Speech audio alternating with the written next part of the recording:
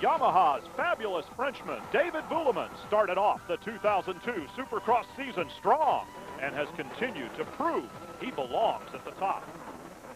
His good fortune was further aided by the misfortunes of the defending champion. Getting acquainted with his new Honda horse had Ricky Carmichael down and almost nowhere to be seen. The man who once ruled this sport like no other was also buried in near anonymity. Jeremy McGrath was creating the biggest challenge ever to his hopes of an 8th Supercross title. Then first, Carmichael began to show signs of life after Kawasaki. He began winning races and soon equaled the 3 victories by Vuillemin. In the most recent round, Ricky won up the points leader by winning again in front of a near-record crowd.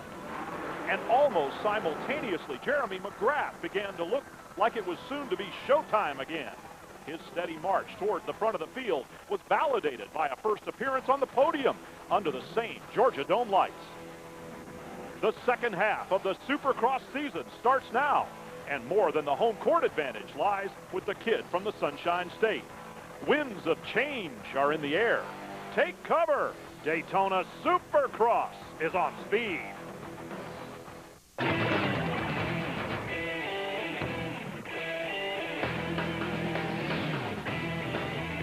Speed Channel live at the 61st renewal of Bike Week in Daytona. Today's feature attraction, the AMA Supercross. 4 hours of coverage, part of our 11-hour live motorcycle marathon on this, the biggest week in motorcycle racing. Hello, everyone. I'm Dave Despain. We welcome you to Daytona International Speedway. And this has been the scene of disaster this week. The winds of change in motorcycle racing.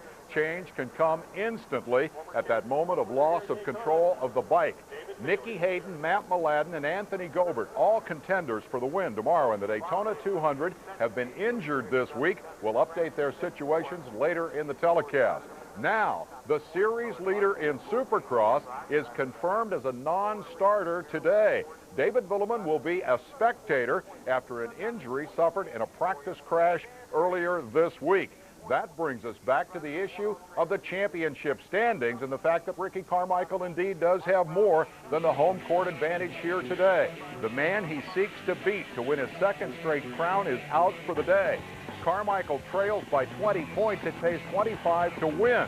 First or second place today will give Carmichael the point lead, and third place would put him tied with Vuillemin. Vuillemin on the sidelines. Mike LaRocco third in points, also injured. For more on the Vuillemin story, one of our 2 pit reporters for this afternoon's telecast. Let's go to Jamie Little. Thanks a lot. Tough break for David Vuillemin. David, first of all, what happened this week and what is your injury? Yeah, I crashed last Saturday in play riding.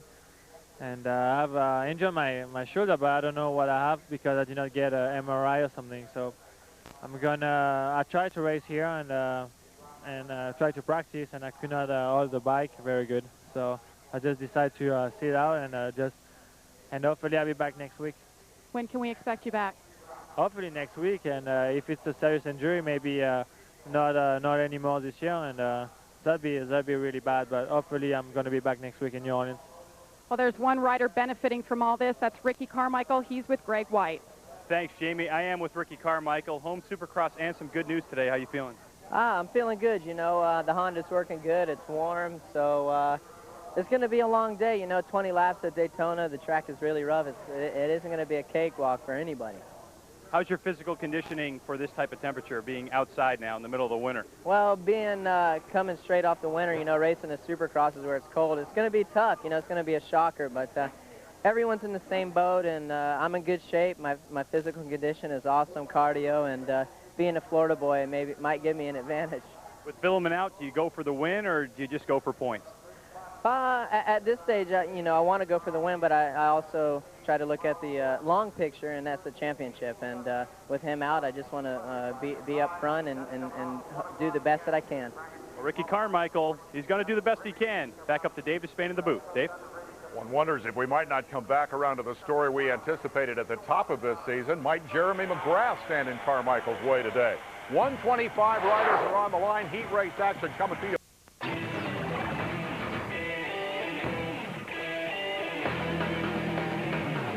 The Daytona Supercross by Honda Brought to you by Joe Rocket, evolution of a champion. By Honda, the company that defines performance in motorcycles, ATVs, and scooters. By Yamaha, the leader in creating a lifetime of exciting and memorable experiences. And by the Kawasaki Ninja ZX-6R, AMA and FIM World 600 Super Sport Champion. Back live and ready to race. Let's meet the men who will call the action today. Brian Drebber and the two-time Daytona Supercross winner, Rick Johnson. Thank you very much, everybody. And this is Brian Drebber's voice. Rick Johnson's will be the next one you hear. And Rick, as we look down upon the racetrack here, 125 heat action, of course, it's going to be a whole snowball going towards the end when the main events are happening. But here's where you really have to start proving yourself. And, of course, Chad Reed has been the man who's proved himself so far this season. Chad Reed has been very strong, but this Daytona track is the first national-style track that we come across. It's going to be a lot longer lap times. The heat, the speed is the biggest factor. Typically in Supercross, you don't ever get out of third gear. Here they're going to be running some wide-open fourth-gear straightaways, and all the jumps are a lot bigger and a lot longer, so speed is a big factor here. And we're getting ready to show you the very first of that speed right now. The gate's about to drop on the first of the 125cc heats. And we are going to be racing here. Motorcycle racing lives on speed for the next 4 hours, folks. Michael Brown and Grant Langston get a great start. These are the two guys that battled it for the 125 championship last year, and Mike Brown won it. So here we got a little rivalry going, not just in Supercross, but these two guys were battling for the 125 national championship last year. It's Mike Brown out in the front, and Langston trying to chase him on the KTM. Very difficult section here. Langston makes up some ground. They go side by side up on the tabletop at start finish, and then into the dark dirt, heading towards the sunset here, and the sun will be setting over that end of the stadium a little bit later on, and could be a factor as the day wears on. Well, these two riders breaking away from the pack, looking very good. Michael Brown made a small mistake coming up to the finish line jump, but Grant Langston is sizing him up. If I was Grant right now, I would sit back, watch Brown size all of his lines up, make sure I know exactly what he's doing, and then go for a pass. Through the whoops like a freight train, and he looks over at him in the air. Langston pulls alongside. Now Mike Brown trying to come up in the second section of whoops. Here we go over some short jumps, and they have way pulled away from the rest of the field.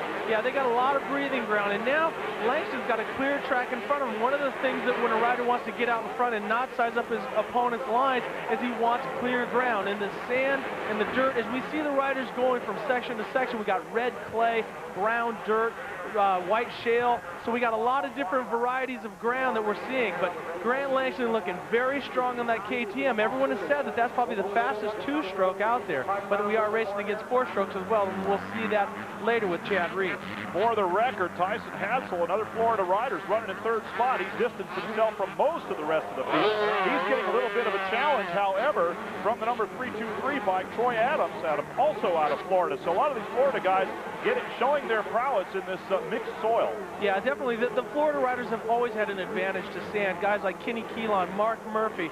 Right here we see a battle for third, and that's the fellows I just mentioned. Hassell and Boniface has now come up there to get into this battle for third. Boniface, also the other factory KTM rider who has been very, very impressive in the Supercross, and now you can see he got a bad start, and he's working his way up into a comfortable third position right now. Tyson Hassell shuffled back to fourth. Boniface going after it in third position. Meanwhile, his teammate Langston is out in front, and Brown has shifted back a little bit, probably 10 bike lengths behind the leader at this point. Well, as we're looking at Boniface here, another French rider. This is a very international field, not just in the 250 class where we see David Vuillemin and that, but in the 125 class, we see a lot of European riders. We see also South African and Grant Langston. So we got a very mixed batch of racers here. Kelly Smith making a move as he's chasing up towards fourth position. Tyson Hassell's the guy that's getting caught in a revolving door right now in this qualifier. As we mentioned now, Kelly Smith, Yamaha rider out of Michigan. Kelly Smith is working his way up. He's been a constant on the Supercross circuit, so he knows exactly what he's up against. But like I said before, he's been racing in the cold weather in Michigan. You know, he has got to go to some of the other places, but now he's in the sand. He's got to keep his speed going, which you see right there. He took a shot at it, but he was unable to complete the pass because he's trying to chop the turns off. He needs to keep his momentum going to get by that other rider. Hassell still holding him off, but here comes Kelly Smith again. This is the battle for 4th and 5th position. 3rd lap of 5 in these 125 heats. Yeah, you see the 125 riders with the smaller CC motors, they have to make a choice sometimes to go the shorter route, and they can't get the run to clear the jumps, where a lot of times you'll see the guys taking big swooping lines so they have the speed to clear the jumps, because that's where a lot of time can be made or lost. Up at the top of the screen, of course, full results, running order at the start-finish line, the completion of the lap previous. The one that is just finished. So look for the name of your favorite rider in here in this 125 qualifier, the first one here today of our 4-hour telecast from the Supercross, Daytona Supercross by Honda, live on Speed. Hassell seems to be making up a little ground on Boniface right now. He's running a really strong race. And the thing that the way riders ride a lot different in the sand is you'll see him hanging over the back a lot because the ground is so soft. You don't want to get up over the front of the bike because it'll tuck the front wheel on you. So you're thinking about speed constantly and getting traction onto that rear wheel. Look at the battle for 5th going on behind the leaders right now, who have kind of spread out a little bit. This is quite a little struggle going on here. Nobody's able to really get an edge, but there's a lot of guys looking for that number 5 spot. Yeah, there's a lot of dicing back and forth. Now, these are for the qualifying position, so these guys are fighting very hard. Because trust me, if you can make it directly out of the heat race, it's going to give you a lot more energy for that long main event. 6th position, actually, and we're at halfway, just past halfway, on to lap 4. It's actually a 6-lap 125 qualifier. So the leader, once again, is Langston, followed by Brown, Boniface, Tyson Hassell, Kelly Smith, and the battle you're watching, starting with number 323, and that is Troy Adams, is the one that's just loaded. A little bit deeper in the field, back in 10th position. A couple of battles going on, too. 9 riders will transfer into the next round here. So 10th place is on the bubble. Here we see Robbie Horton with the snowcross, the 355 rider. He's behind Kelly Smith, making up some ground. These guys, it's kind of a neat, unique thing. They got a sponsor by a snowcross, which is a different series, basically snowmobile supercross. But it's neat to see the mixed batch of athletes that we have here. They do some snowcross, but Robbie is originally from South Carolina, or from North Carolina, and it's good to see him as a constant out here in the supercross series. Back up front, once again, it is Grant Langston, and the man in 10th position right now is John Dowd. Well, actually, yeah, John's in 11th position, and he's one of the oldest guys out there. He's my age, so you can imagine how long he's been running, but he's back on a 125 KTM. Obviously, he got a terrible start, but John, I admire this man. He was not strong in Supercross. He was a great sand rider from up in New England area, and now he's adapted himself to be a great Supercross racer. And now with him starting, it looks like he passes one more guy. He's going to make it into the qualifying position. White flag for the leader, Grant Langston, South African rider on the red KTM. Grant is running very strong. He's pulled out quite a lead on Brown. 6.5 Grant was seconds. a little bit tight when it came in practice, but it looks like he's got everything together. He likes his suspension on his bike, and he's running away with this qualifier.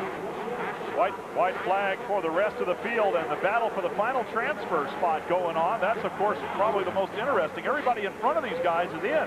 Yeah, but John Dowd looks like he has made it into 10th position, so he is going to make it from that first round. So it does show that experience pays off. He went from 10th to 9th, actually, and 9 riders transfer. So either way, he's in, it looks like. Yeah, he's dicing with Woods, and they're going back and forth, which one start, it may not seem like that big of a deal, but one starting position on the gate makes a big difference, because that's how you get picked. The winner of the fastest qualifier is the first one that gets the pick. Then after that, it goes on down the line. Checkered flag coming up for Grant Langston. So he'll be the first winner of the Daytona Supercross here today. It's not the main event, it is just the first qualifier. He's got a long way to go before he sees the checkered flag wave that he wants. Yeah, I'll tell you one thing, though, Brian. This gives you a great mental advantage to go in there and win the first heat of the Daytona Supercross. So that's a great job by Grant Langston. That's exactly what he has just done. Grant Langston becomes our first winner, followed by Mike Brown and Steve Boniface in that order at 1, 2, 3. We'll be right back with more from Daytona. Welcome back to Daytona International. One down, who knows how many in the books. Well, actually, we have a full schedule of races for you here today during our live telecast from the Daytona Supercross by Honda. So the top 9 advanced to the main. You can see John Dowd made it in along with Joshua Woods, Josh Summey. The winner was Grant Langston, Brown, and Boniface. Kelly Smith, Hassell. Well, you can read the names, and you're going to read a lot of them here today. Let's go downstairs to Jamie.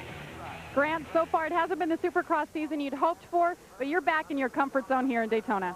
Yeah, I mean, the track's been great. Like you say, the Supercross season hasn't gone like I expected. It's just been frustrating. I seem to win all the heat races and just blow out the mains, but you know, I enjoy the track here in Daytona. It's more to my liking. It gets real rough, and I think it's going to be tiring, it's going to be hard, but like I say, I kind of like these conditions, and you know, I'm just hoping that today things might just turn around for me. One of your toughest competitors, Chad Reed's coming up next. I'll send it back on up to the booth. All right, thank you very much, Jamie. Talking to Grant Langston while we get ready to go. And yes, Chad Reed, the man that has dominated the 125E Series, is out there in this second heat. So top 9 is the job at hand. Better you finish, the better you start the next time. And they're off. And a veteran, Larry Ward, gets a great hole shot out in front. 2 or 3, possibly 4-stroke Yamaha 250s out in front. For those people that don't understand, this is a 125 heat, but with a 4-stroke, you can run a 250cc. They imagine that they say that the horsepower is not quite as strong as the 2-stroke, so you get a little more cc's. And a little more of everything, it seems, because the 4-stroke bikes, both in 250 and 125, have certainly made their mark over the last season, and now this one. So out in front, it is number 10, Larry Ward, born South Carolina rider on a Yamaha. Yeah, it's great to see Larry. There's Chad Reed, the man who's been so dominant. Right behind him is the arena cross god, Buddy Antonis, who's now coming back to Supercross and running the 125 East Coast for Suzuki. So he's been training a lot down in the sand. Buddy's in great shape, and he's a veteran. He knows what he needs to do. So we should see a good race shaping up here. So with Larry Ward out in front, the cliche about age and treachery, youth and enthusiasm comes to mind, because in the 103 is the youngster, Chad Reed. Reed has really set the 125 class on fire, the young man from Australia on the Yamaha. And in third spot, once again, Buddy Antonis. Yes, arena cross, multi-arena cross champion, used to racing in a much closer confines of an arena cross course. But he's also been a little bit of a factor here this year in Supercross 125. And but for Chad Reed, it might be Antonis starring in the series. Yeah, but we're looking here now at Larry Ward, who is very impressive. His long legs, his stronger stature seems to be helping him quite a bit in this sand. Chad Reed, who's normally dominated everybody within the first couple laps, isn't all over him like he should be. Now here we see he's taking some different lines, and this is what I've always liked about Chad. He mixes the track up, so later on in the race, he's usually more impressive than the first couple laps. But Larry Ward has been to Daytona many, many times, and he knows what it takes. Larry Ward in the lead. Reed starting to close up some ground on him. He definitely has him in sight right now and within reach. Again, 9 transfer, so winning is not as important as just being up front. You get a little bit better start position, of course. Well, the only other people from outside of Americans that have won the Daytona Supercross is Ernesto Fonseca and also Michael Pichon from France. So here we see an Australian trying to break his way into it, and now he works himself into the lead. But no, Larry Ward gets back by him. Now they're side by side. Side by side with a big triple jump through some smaller jumps and into the second loop section, heading east here at the Daytona Speedway. And Chad Reed is out in front. This is what he's done every race. The first couple laps, he just sort of gets comfortable. We're on lap 2. He tries a couple different lines, sizes up his competition, and if he does like always, he'll start to run away. First 2 positions in your running order at the top of the screen just changed a moment ago. Chad Reed is out in front, so he was sizing up Larry Ward, maybe taking a look at least one of his competition for later on today. But now Chad Reed, having found out all he needed to, apparently, has set sail. Yeah, Chad's looking very, very strong. Trying to run in a lot of momentum, squaring off his turns, keeping himself moving forward all the time, and that's where he's going to start making ground. Second heat, 125 qualifiers here today. Chad Reed with 3 victories in the series so far. That is in final events. Looks as though he's headed on his way to a heat victory here today. We're on lap number 2. Just finished lap number 3. We're halfway. Yeah, when you see, this is the one thing about Daytona, it spreads out. You see the distance between the riders. And here, Buddy Antonis is coming under attack. He's starting to fall back a little bit. Maybe he went the wrong way. A lot of times when you see the top runners at points fall back in a heat race, A lot of times they've taken a chance on their setup, and Buddy Antonez almost goes over the bars. And inside goes Jeff Gibson and Billy Lanatovich. Billy's running really strong. He's normally a West Coast rider, but he's out of the top 10 in points on the West Coast, so he is able to run this Florida round. So this is going to help him quite a bit later on in the season when they go back to the West Coast series. Greg Schnell is running in third position right now. Let's go back and take another look at that little miscue by Buddy Antonez as he's trying to recover. Well, this is what I was talking about. You make changes on your suspension. Buddy comes up. He just hooks the back, jumps a little bit far, and it goes to throw him over the handlebars. But that just shows you how strong he is. Yes, it did jar him up, but if he was one of the riders that was more out of shape, he would have been right over the handlebars. Buddy Antonez, there he is. He lost a couple of positions. He's in fifth now. He was as high as fourth, or third actually, and then Schnell passed him to take the number 3 spot. So Buddy Antonez has got some ground to make up before he can even take another position back. Well, Gibson and Lanatovich are running really strong. I always pronounce his name wrong. Some leave out the A, Lanatovich, but I've always called him Billy Lanatovich. But anyways, he is running really strong, really fast, and we are at the halfway point. So this is the battle for third, or actually for fourth place. Chad Reed pulling away right now to an 8-second advantage over Larry Ward, who led early in the race. Another couple seconds back to Greg Schnell as they cross start finish, and then we start to see the battle for the transfer positions lining up. Lanatovich and Gibson almost, well, they're right together. Not far behind is Buddy Antonez, less than 2 seconds. And then we go back to the 54 bike of Ryan Clark, etc., as you can read them across the screen there. Billy Lanatovich looking very strong. Billy had a chance. He struggled a little bit at the beginning of the season, and but now he seems to be finding his pace. But Chad Reed hasn't hiccuped one bit. He looks relaxed. His shoulders are poised. His head's comfortable. He's riding so confident right now, and that's a great place to be for a rider. When you're out in front, everything's going the way you want it, because no matter how good you do, you're going to have those downtimes. So it's exciting to see a guy on the upswing of his career like Chad Reed.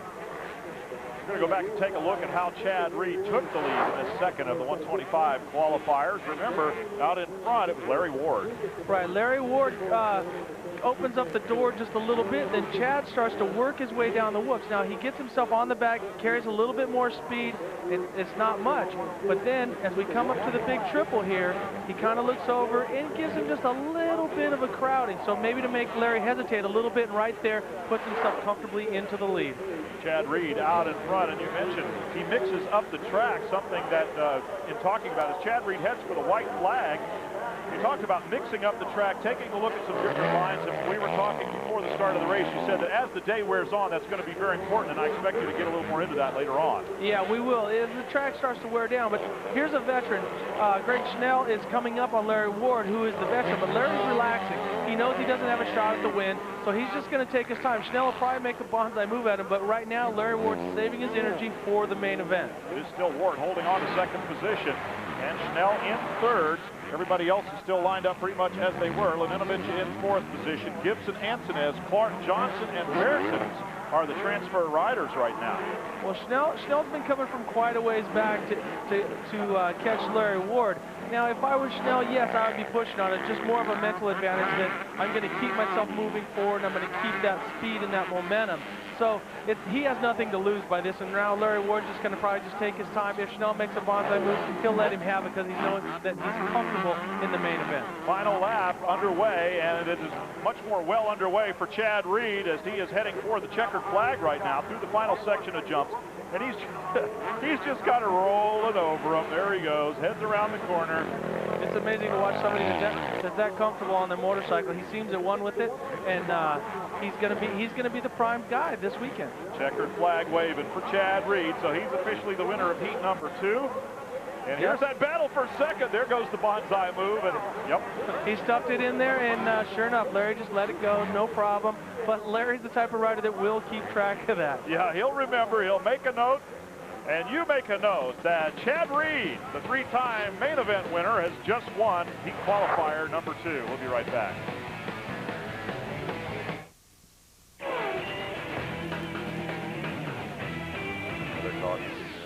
Welcome back to Daytona. Heat number 2 has finished, and the winner is Chad Reed. He is with Jamie Little. Chad, perfect score coming into this round at Supercross, but I got to ask you, do you feel like you do have a slight advantage over Grant Langston on his two-stroke? No, I don't believe that at all. My bike's running great because the mechanics do a great job, and I'm really looking forward to it. I need a good start, and just be patient, sit in there. If he gets a good start, just sit in there and see what he's got to offer. You know, this Supercross thing is kind of foreign to you coming over here from Australia, but this is more your style of track.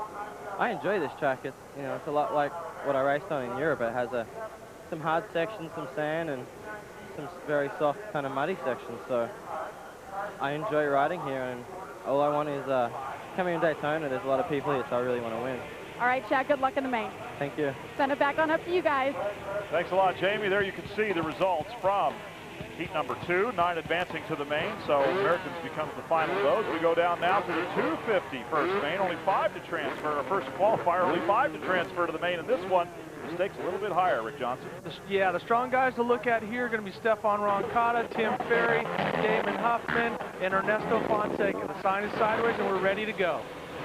And they're off. Heat race number 1 for the 250s. Stephane Roncada and Kyle Lewis comes back. Kyle is one of those riders who went to Japan, raced for a long time, and now back here on that 454-stroke Honda and looking very strong. And here comes Tim Ferry on the outside. At the start, a couple of the hay bales took a beating at the start, and a few guys had to go way wide to come back into the race course. A few of them getting the whole shot from the outside, ended up going back to about 15th place. It's good to see Tim Ferry coming back. He's been out with injuries. He got to train a little bit this week with Jeremy McGrath, and now he's putting some pressure on Stephane Roncada, who has also been very impressive lately, riding very physical, very aggressive, and now seems to be finding his click as a factory star. Roncada on the Kawasaki, Tim Ferry on the Yamaha running 1-2 right now. Again, 5 to transfer to the main directly. If you finish 6th or worse, your road to the main event is a little bit rougher. Yeah, and here we'll see Tim Ferry. We can hear him on the 4-stroke. He's got a little more horsepower than Stephane Roncada on that 252-stroke. But the 2-stroke, everybody says, is a little bit lighter, a little more agile. So for Supercross, a lot of times with the big bore, the 250 class, it's the bike of choice. Starting to spread out just a little bit, seeing Ernesto Fonseca on the 24 KTM. Ernesto was the East Coast 125 Supercross champion last year and has been a dominant guy in that series. Now moving to Honda and riding the 2-stroke. Ernesto's one of those guys that's sort of invisible. Doesn't make a lot of hoopla throughout the race, but then come the end of it, always look for him. He's very strong and very fast. Battle up front continues now between Tim Ferry and Roncada.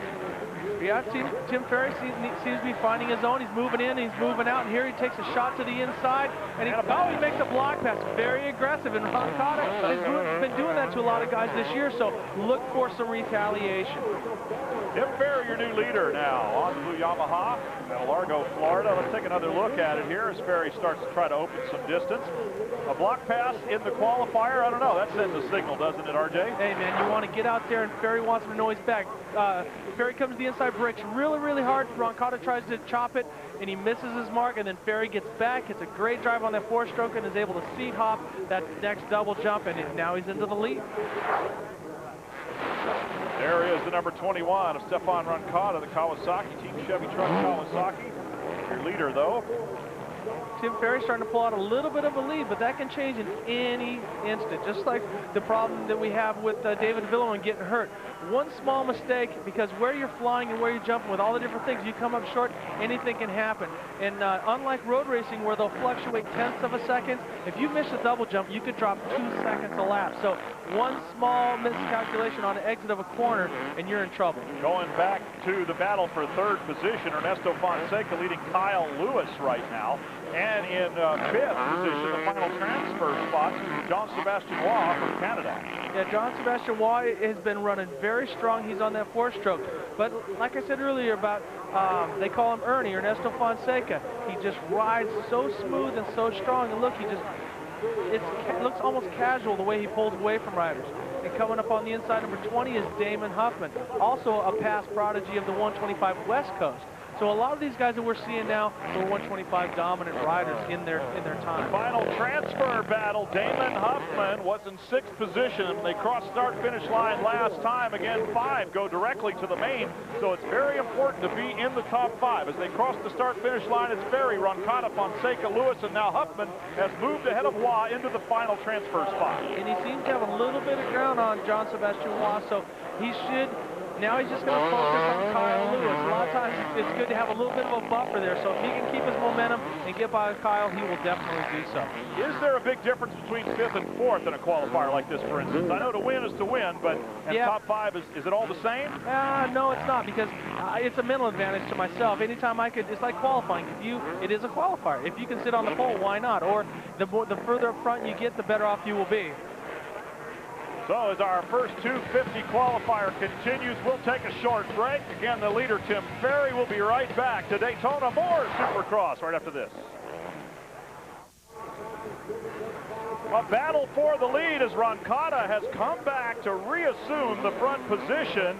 And it just happened. Take a look at how it did as they're still tussling over it. Well, you see, Ferry just kind of got lackadaisical, rolled it. Roncada jumps up to the inside, keeps his normal rhythm, puts him right into the lead. I don't know if Ferry was setting up, trying not to get into that lap or what, but Roncada kept his momentum and then moved himself back into the lead. But Ferry is not laying down. He's coming back after him. Well, he caught and passed him once. Why not again? Tim Ferry is going after it. They're starting to get in some pretty heavy traffic out there. At this point, we got to what we call some moving chicanes. When you get into lap traffic, I've been lap traffic, so I can call them that. I've been the guys getting in other people's way, but now that you put another rider who's out there, now you put somewhere, they might be in the prime line, and you have to move to the left, to the right. But Roncada seems to be riding very aggressive. He wants to win this race, it seems. Well, he's out in front, and Tim Ferry's trying to make up the ground right now. This is almost an instant replay of the first half of the race. Exactly. This could be the race of the day, but right now, these two riders are going at it really, really strong. Both of them very mentally tough riders and both very aggressive riders, so it's setting up for a good race. We have 2 physical passes, so maybe we'll have another one. Roncada from California, Ferry from Florida, opposite coast, racing on the mixed soil here at Daytona International. You can see it changes colors, changes textures.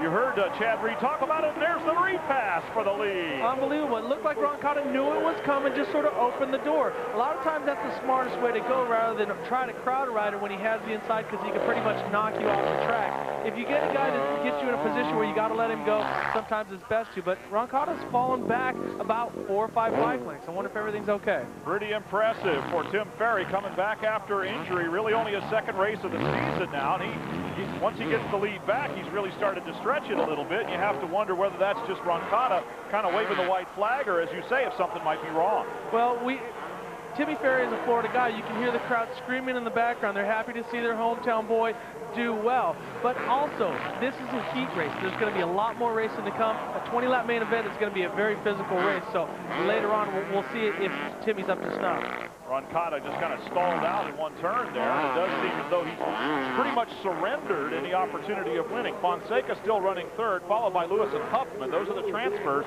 And it is Waugh who is out of luck here, back in 6th place.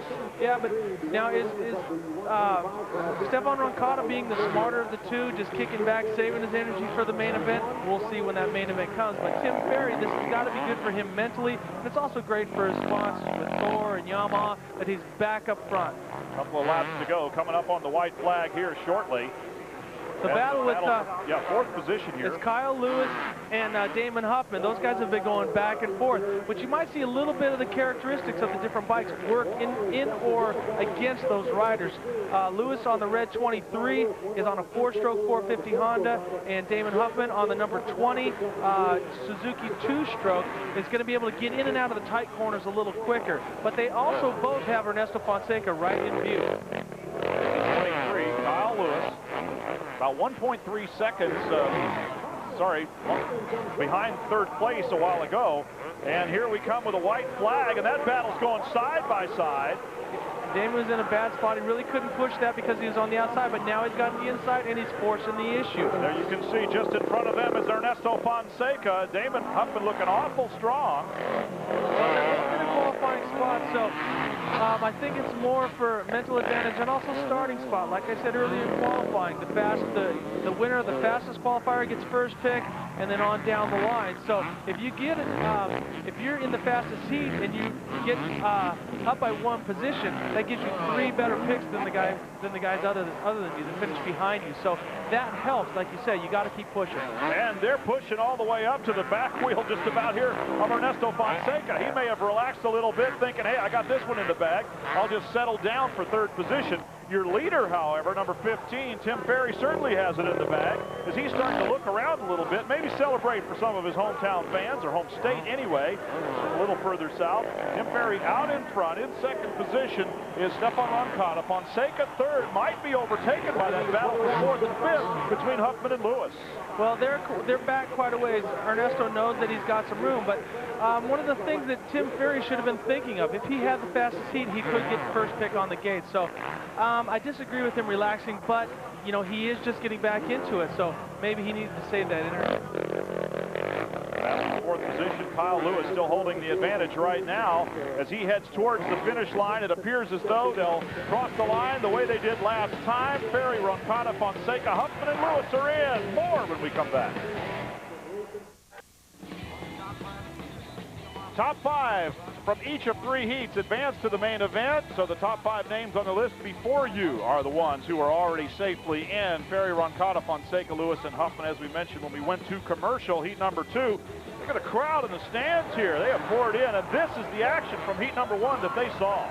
Tim Ferry comes in, does a little brake check on Stephane Roncada, gets a good run, and starts to pull out a lead. But then he started to relax a little bit, and here comes Roncada, makes a great pass, keeping his momentum up and getting back in front of Ferry. But Ferry doesn't lay down. He keeps fighting back, comes back and makes a great move here on the inside, and sort of has to make Roncada give up because he had the inside, and then Roncada, I think, started to just save energy. Jimmy Ferry downstairs with Jamie Little. Tim, I'll tell you what, you missed 4 rounds, but by your performance, doesn't look like you skipped a beat. Yeah, you know, I feel really good, and I got to give credit to Yamaha and my Bridgestone tires giving me a good start, and we did a lot of testing this week. Yamaha came to my house, and all the Yamaha guys got together, and we pushed each other, and I think that's made a difference for me. I felt good before this week, and, you know, I just needed that extra little boost to get me back up to speed. Stephane Roncada has really stepped up his game since you stepped out. Did he surprise you? No, to tell you the truth, he didn't surprise me at all. I've been watching the races, I've been following it, and Stephane's been riding really good, and people may get on to him for some aggressive riding, but the main thing is he's putting results in, and I was really happy to beat him that time. I think once I got by him, he made a bobble or something. Like I got a little gap on him, and maybe it's saving some energy for the main. That's right. Hey, you picked a great place to come back to. You got all the fans behind you. It's your hometown race. Good luck in the main. All right, thank you very much. All right, and we wish Tim Ferry best of luck. And the next gaggle of combatants, how about that, Rick, are going to go after it here, including Ricky Carmichael in heat number 2. Yeah, this is going to be a tough round. You know, we don't have David Vuillemin and Michael LaRocco, who have been constant, strong guys, but we do have Ezra Lusk, Ricky Carmichael. We also have Heath Voss. So we got some strong guys in this heat race. But the track seems to be deteriorating. Guys are starting to move around, as we saw the battle between Ferry and Roncada. Get screwed up. Get ready for the main event. Here we go. They're away as they go, and let's see who gets the whole shot. It looks as though the 40 bike coming in there. No, I'm sorry. Number 32. Oh, all right, here we go. 30. That's Jason Thomas out of Melrose, Florida. So a lot of these Florida riders making names for themselves here, at least on the first lap. Yeah, the Heath Voss is right in the mix, and then Yogi, Ezra Lusk is right there. Now, Ricky Carmichael's sitting in the spot, just kind of relaxing. RC's in 5th place, but I don't think he's going to stay there long. No, I don't think so either. Already the lead is starting to change as they go past start-finish line for the first time off the starting gate. Carmichael moves into 3rd around the outside of Lusk, and now he's got the other 2 riders right in his sides, Jason Thomas and Heath Voss. Voss on the 41 line, Thomas on the 32, and then Ricky Carmichael, number 4, right being the defending Supercross champion. After he moved from Kawasaki to Honda, he's likely to run this position number 4. Yeah, which for me, if I have a chance to run number 1, I'm going to run it. Now Heath Voss into the lead. Now Ricky Carmichael into 2nd and constantly moving forward. Here he's going to pull a little ground on Voss. So within a couple turns, he should be able to reel him in. Carmichael has Heath Voss in sight, both on Blackfoot Hondas. And it's going to be a squad little struggle here, but now Ricky Carmichael starts to move up on the outside, and just like that, goes sailing by Heath Voss for the lead. Ricky is the king of that, keeping his momentum. You'll see him use more outsides than anybody else, and so right now he's gone from 5th to 1st in less than a half a lap. So RC is definitely on the move here at Daytona. Ezra Lusk on the 11 bike at the 32 of Jason Thomas, who is our whole shot leader. Now, the 11 bike of Lusk goes by on the Kawasaki. So Lusk is in 3rd position. He got a good and Ricky just seems to be, we'll see him experiment a little bit. He'll ride the insides, he'll ride the outsides, basically getting himself ready for the main event now. In his mind, as strong as he is mentally, and he knows the kind of shape that he's in physically, he feels unless he makes a big mistake, he's not going to lose this heat race. So he's just going to be searching. But Ezra Lusk, on the other hand, wants to get into second, start looking at those blocks from Ricky Carmichael, and he does. Gets by Heath Voss, and now Yogi's in second.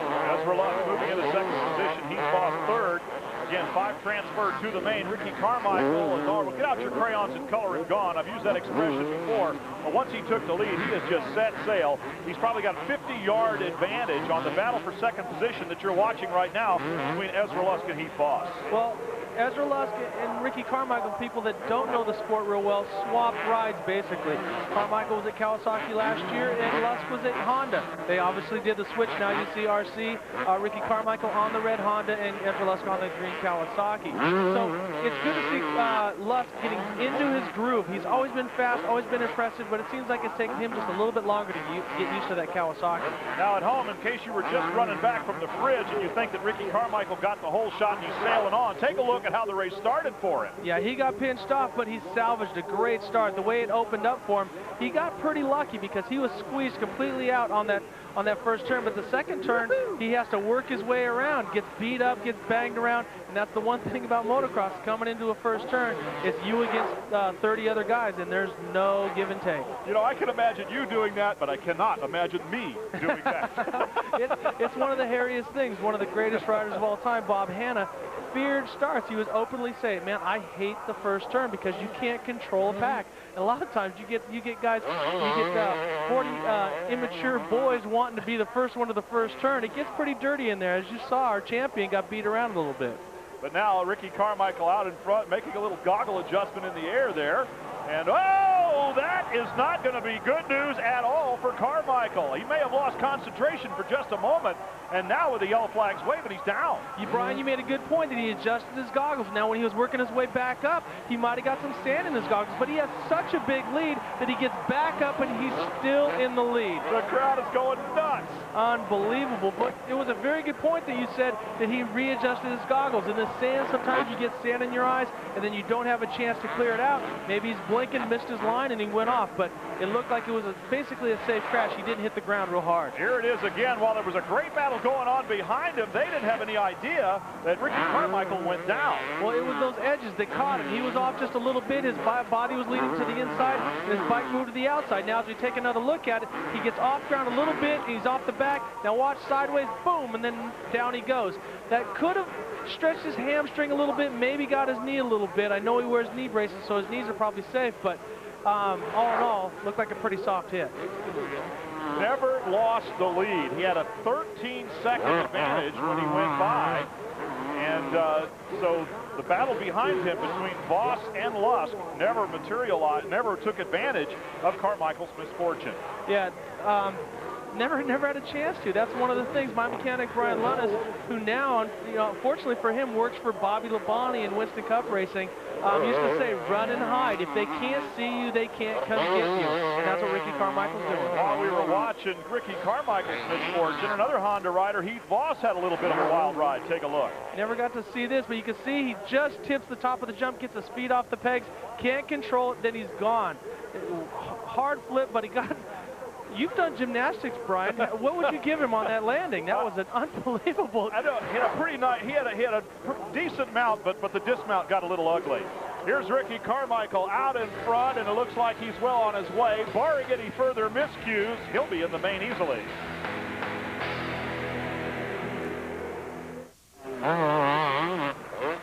Here at the the Daytona Supercross by Honda. It is Honda's Ricky Carmichael out in front right now. When he hits start-finish, it'll be 2 laps to go in this qualifier. And in spite of a mishap, he had built up a 13-second lead, and he took about 11 seconds to get his bike up on his wheels and going again, and he hasn't looked back. But in retrospect, this could be the best thing that ever happened to him. Heath Voss going down, and now Thomas getting back into a qualifying position. This could be, actually Thomas is in third. Him and Heath Voss were dicing back and forth, but now Heath Voss is going to have to go to the semifinals. Rough day for Heath Voss. Another mishap for him as he's going for a pass there on Thomas. Well, it was a good thing gone bad. He went in for a block pass and didn't commit quite enough. And then when he did, he went down and Thomas continued to go. Ricky Carmichael out in front, waving the Honda red here in front of a lot of his fans at the Daytona Supercross. He's a lap and a half to go or so, and after a 13-second lead, went down to about 2 seconds. He's back up to 10 again. That is a pretty dominating performance, especially considering it's just a qualifier.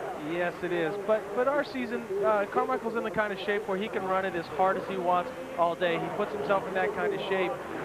That's the big lead he has over second right there. Yeah, and Yogi is coming back and finding his niche, but I think he knows he didn't have anything for Carmichael in this heat race. They can go back to the pits after the race and work on their bikes and be ready. But here we see James Favoni in that qualifying position is done a great job. Came from way back. He's another one of the snowcross guys, and it's good to see him up in qualifying position right out of the heat race. Favoni in the 4th position took advantage of a Voss going down.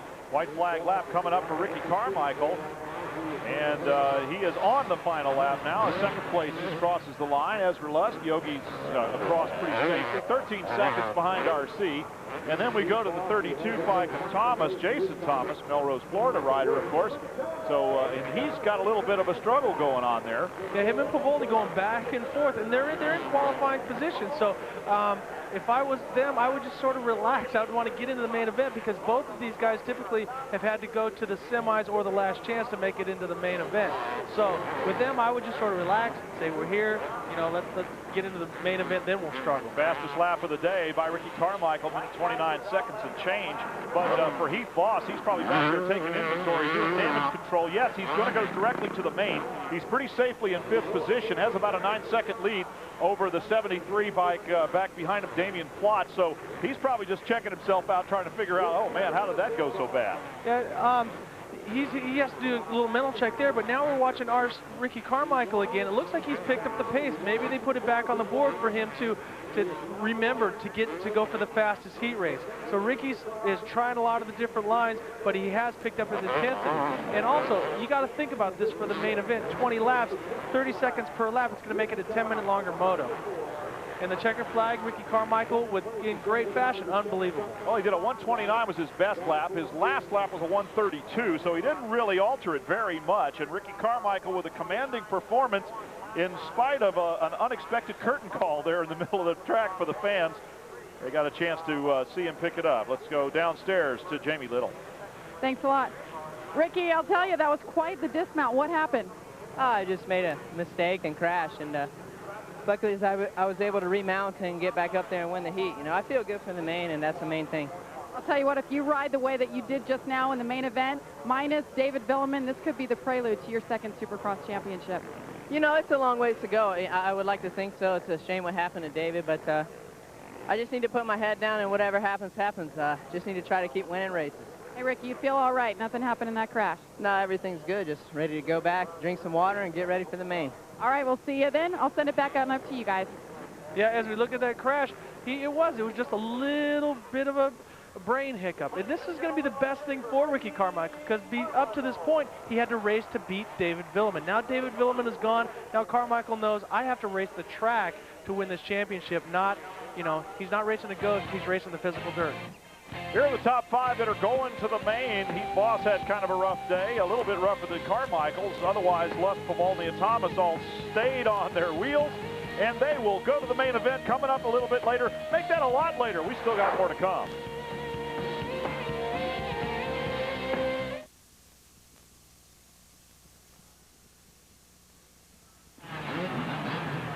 Welcome back to Daytona Supercross. I'm Brian Drebber with two-time Daytona winner Rick Johnson up here in the booth, and a cast of thousands bringing you live Supercross from Daytona. In this heat is Sebastien Tortelli, Jeremy McGrath, and two-time 125 Daytona winner Travis Pastrana. Yeah, heat number 3. Travis was very strong in practice, Brian. The sign is sideways. These guys are ready to go. They're dialed in, and the 3 guys we talked about are side by side, so let's see how they get out of the gate. 199 is Pastrana, 2 is McGrath, 13, the lucky number for Sebastien Tortelli. First was McGrath, and now Pastrana's made an aggressive move, and now he's moved himself back into the lead, but McGrath has got the inside, so if there's going to be a block patch, this will be it. And McGrath out in front, out of the starting gate, and heading over towards the finish line, set of bumps. It's Jeremy McGrath with a pretty decent lead. He's got a, I guess you'd say, a 2-bump lead as he goes over the tabletop and start finish. It's McGrath out in front. Well, it's been really good to see Jeremy McGrath getting back to his natural form, and that's being up front. He got on the podium in Atlanta, but now he seems to be relaxed here in Daytona, where last year he really struggled with that, so this could be great for him mentally. But here comes Pastrana. Pastrana, Sebastien Tortelli, and Keith Johnson back in 3rd and 4th spot, and there he goes right by. We looked at the pass there. McGrath sort of set himself up on the outside, and Pastrana just took the shortest route to the inside and took away the lead from the king of Supercross. So now it is Travis Pastrana out in front through the second loop section. McGrath is chasing him pretty hard and closing ground. Up behind is Sebastien Tortelli on the 13 bike, and they have closed up pretty much nose to tail now. Yes, Tortelli coming off major shoulder injury, but the length of Pastrana's body, he's got long legs, it helps him in the sand, but Jeremy McGrath on the tight inside is able to get back in front of him, but here comes the jumping king. Pastrana gets back out in front. Unbelievable racing for the first lap of a heat race. Sebastien Tortelli in 3rd, but up front it's now Travis Pastrana, and he looks like he's really having fun. Feet off the pegs, going around the curve. Here comes McGrath trying to close it up a little bit, but it is Pastrana still out in front. And Sebastien Tortelli is doing a great job of keeping them guys in sync. What's amazing is how far they get stretched out, and in one corner, one bump, one jump, they've made up basically 10 bike lengths. So we'll see this go back and forth, and that's kind of the beauty of Supercross, is that you can make up or lose 3 seconds in one lap. Travis Pastrana, cross-start finish by just the scantest of margins, a little over a second, another second or so back to Tortelli. The top 3 pretty much gone from the rest of the field. We'll take another look at the pass by Travis Pastrana for the lead over 7-time Supercross champ Jeremy McGrath. Yeah, Tortelli's looking very strong, and this plays into his realm of racing because he is a past world champion, so the outdoors and the speed is more his style. So if I was going to say any track suits him better, I would say it would be here at Daytona. Well, we got the replay now of the pass by Pastrana over McGrath. Yeah, we see Jeremy go outside to set it up, and then Pastrana just come to the inside. And basically, normally those guys would double that, but Pastrana took away the line. Neither of them could jump it, and he got himself into the lead. So you're saying long and lean is going to be mean here at Daytona, that lanky body helps give a little more cushion for this track as it starts to come apart a little bit, and so a rider like Pastrana versus McGrath, who probably by his own admission is a little short-legged, right, may be at a disadvantage. Well, but then we got with the shortest leg guy out there, Ricky Carmichael, who's blistering the track. So it's how you use your advantage or disadvantage, and Travis Pastrana is the most balanced on the bike that I've ever seen. But right now we see Sebastien Tortelli reeling in the king of Supercross, Jeremy McGrath. Yeah, a little bit of kind of almost front end or head shake, we call it in street bike racing there out of McGrath's bike, as he was hard on the brakes going into that turn. Setup also very key here at Daytona, considering they've come off a lot of Supercross tracks. They're coming to one that's vastly different. It's very crucial. Jeremy had to do quite a bit of promotions for Anheuser-Busch, and he got 2 days in the sand. But I was talking with Larry Brooks, the Team Bud Light manager, and he said that they've made some changes in practice, and Jeremy was very strong in that second practice. Trouble for Nick Way, who was running in 5th spot. Take a look.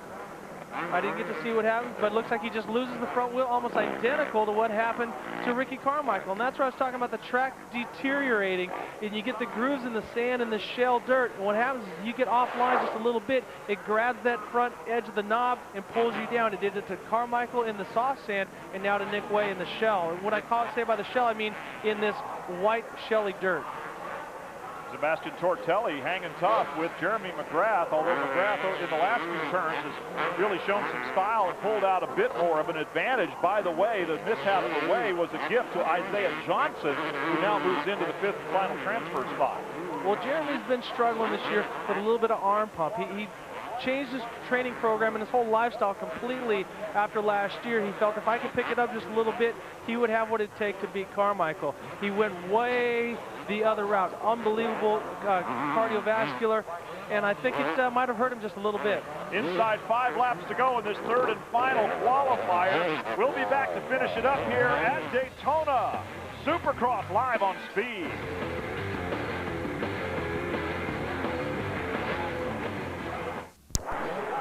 What is going on, you might ask? What happened is Travis Pastrana fell down, trying to get around a lapper, stood up and got going again right in front of Jeremy McGrath. McGrath is being attacked by Sebastien Tortelli, a 3-way battle for the lead in this heat race. Unbelievable. Travis Pastrana going down with a conflict with another rider. We take a look at it here. He has a run on it. Now all of a sudden he's got a run, and now he clips the rider's back wheel. The rider's moving to the right to get out of the way, and Travis Pastrana was in the wrong place at the wrong time, but he did get back up. Now see, look, he's setting up to pass the guy on the far right. He gets look, the rider goes to move over, moves right into his lane, and it leaves Pastrana on the ground, but Travis gets back up and gets going before Jeremy McGrath and Tortelli get back right up behind him.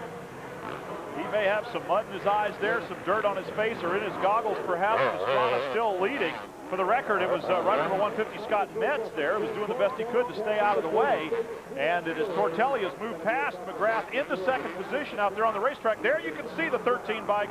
And he is now heading towards Travis Pastrana, who may have been shaken a little bit by that incident. Well, it didn't look like that hard of a crash, Brian, so I think Travis is going to be fine. I think it's just another one of those wake-up calls like Ricky Carmichael got, that you can never relax in Supercross. As soon as you think you got it in the bag, something like that happens. It wasn't Travis's fault. The rider's trying to move out of the way, but it just so happened he moved into Travis's line. So I'm impressed with Tortelli, though. He's strong, and he keeps moving forward. He's keeping Travis in sight. Pastrana the only thing he may be doing is sort of muttering under his helmet right now about his misfortune there. But there's Sebastien Tortelli. Here's Jeremy McGrath after being passed by Tortelli. Seems to also have just kind of settled in, knows he's got a long day ahead of him. He's safely in 3rd position right now. They're taking 5 out of the qualifiers, so that may be McGrath's game right now while we watch Sebastien Tortelli trying to chase down Pastrana. I'm not going to think he's getting it done. Yeah, Tortelli's sort of moved out and gone on from Jeremy, but a lot of times when you get into this no man's land where you're not racing with anybody, right now Tortelli's focusing on trying to catch Travis Pastrana 199, and Pastrana's sort of, you know, staying out in front, staying away from Tortelli. As you think about your bike, you think about what changes can I make, what information can I give my mechanic / crew chief as we go into this last lap.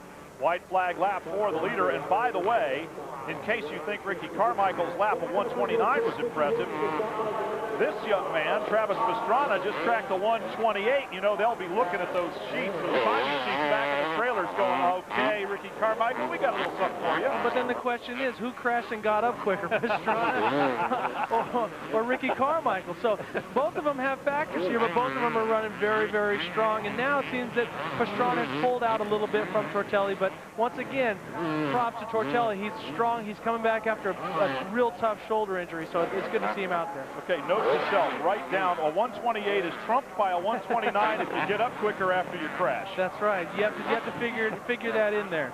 The crash should get up factor. There's the 58 bike of Isaiah Johnson, by the way, who had benefited from the crash earlier. He himself went down in the very same turn and lost that number 5 spot. So he's back in 8th position. In 5th, it's Nick Way. It was Way that went down, giving 5th place to Johnson. And in 4th position, it is Keith Johnson. So we got a lot of A lot of guys out there that are safely into this one, and Travis Pastrana is already showing off for the crowd. He's done the fastest lap, he's crashed and gotten up, and now he's playing. Now he's doing big wheelies for the crowd, and this kid is what the sport needs. I mean, he's the X Game champion. He's won all these different championships, and he's been hurt very bad. But what I like is his enthusiasm. He thanks his sponsors, his family, his manufacturer, everything. He's unbelievable. Checkered flag for Pastrana, so it's official. He's the winner of qualifier number 3. And the second place finish is going to go to Sebastien Tortelli with a very impressive performance, running down Jeremy McGrath and passing him for the runner-up spot. McGrath is going to come in 3rd position, and then it's going to be Johnson and Nick Way, who also fell down and got up. We need to get a watch on this fall down, get up thing, because that, as you said, could be a very important factor. Let's go downstairs to Jamie Little. Travis, nice battle with McGrath there in the beginning. How did you finally get around him? Ooh, I don't even know. We were going back and forth, yelling to each other, coming in the corners, but just having fun out there, and I think that's the key to it, so it's going to be a good race. What happened in your get-off? Same thing happened to Ricky, but you had a good enough lead. You were able to get back up. What happened? Oh, yeah, same thing. No, a lapped rider cut all the way over trying to get out of my way and just ran right into me. So that's racing. It happens, and just ready to go out and have a good main. Travis, the first time you've been 100% in quite a while. Good luck in the main. Thank you very much. Appreciate it. Back on up to you guys. Of course, Travis Pastrana missing the round in Atlanta because he was ill, and yeah, he's had his problems over the course of the season right now, but if he is indeed 100% healthy, there's a lot of people, including us, I think, Rick, that say he could definitely challenge Carmichael for the win here today. Well, definitely. His longer body can play into the advantage for him. If the track stays where everyone's using the outsides and stuff, Ricky will have an advantage on those tight inside corners, though.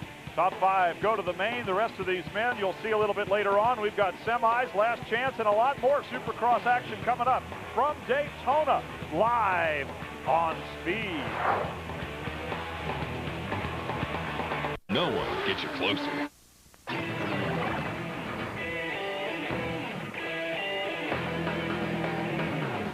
The Daytona Supercross, brought to you by Suzuki, maker of innovative motorcycles and all-terrain vehicles. And by Dunlop. No other tire has won more national championships than Dunlop. Whether you ride on-road or off, ride on the winningest tires in history. Dunlop Motorcycle Tires.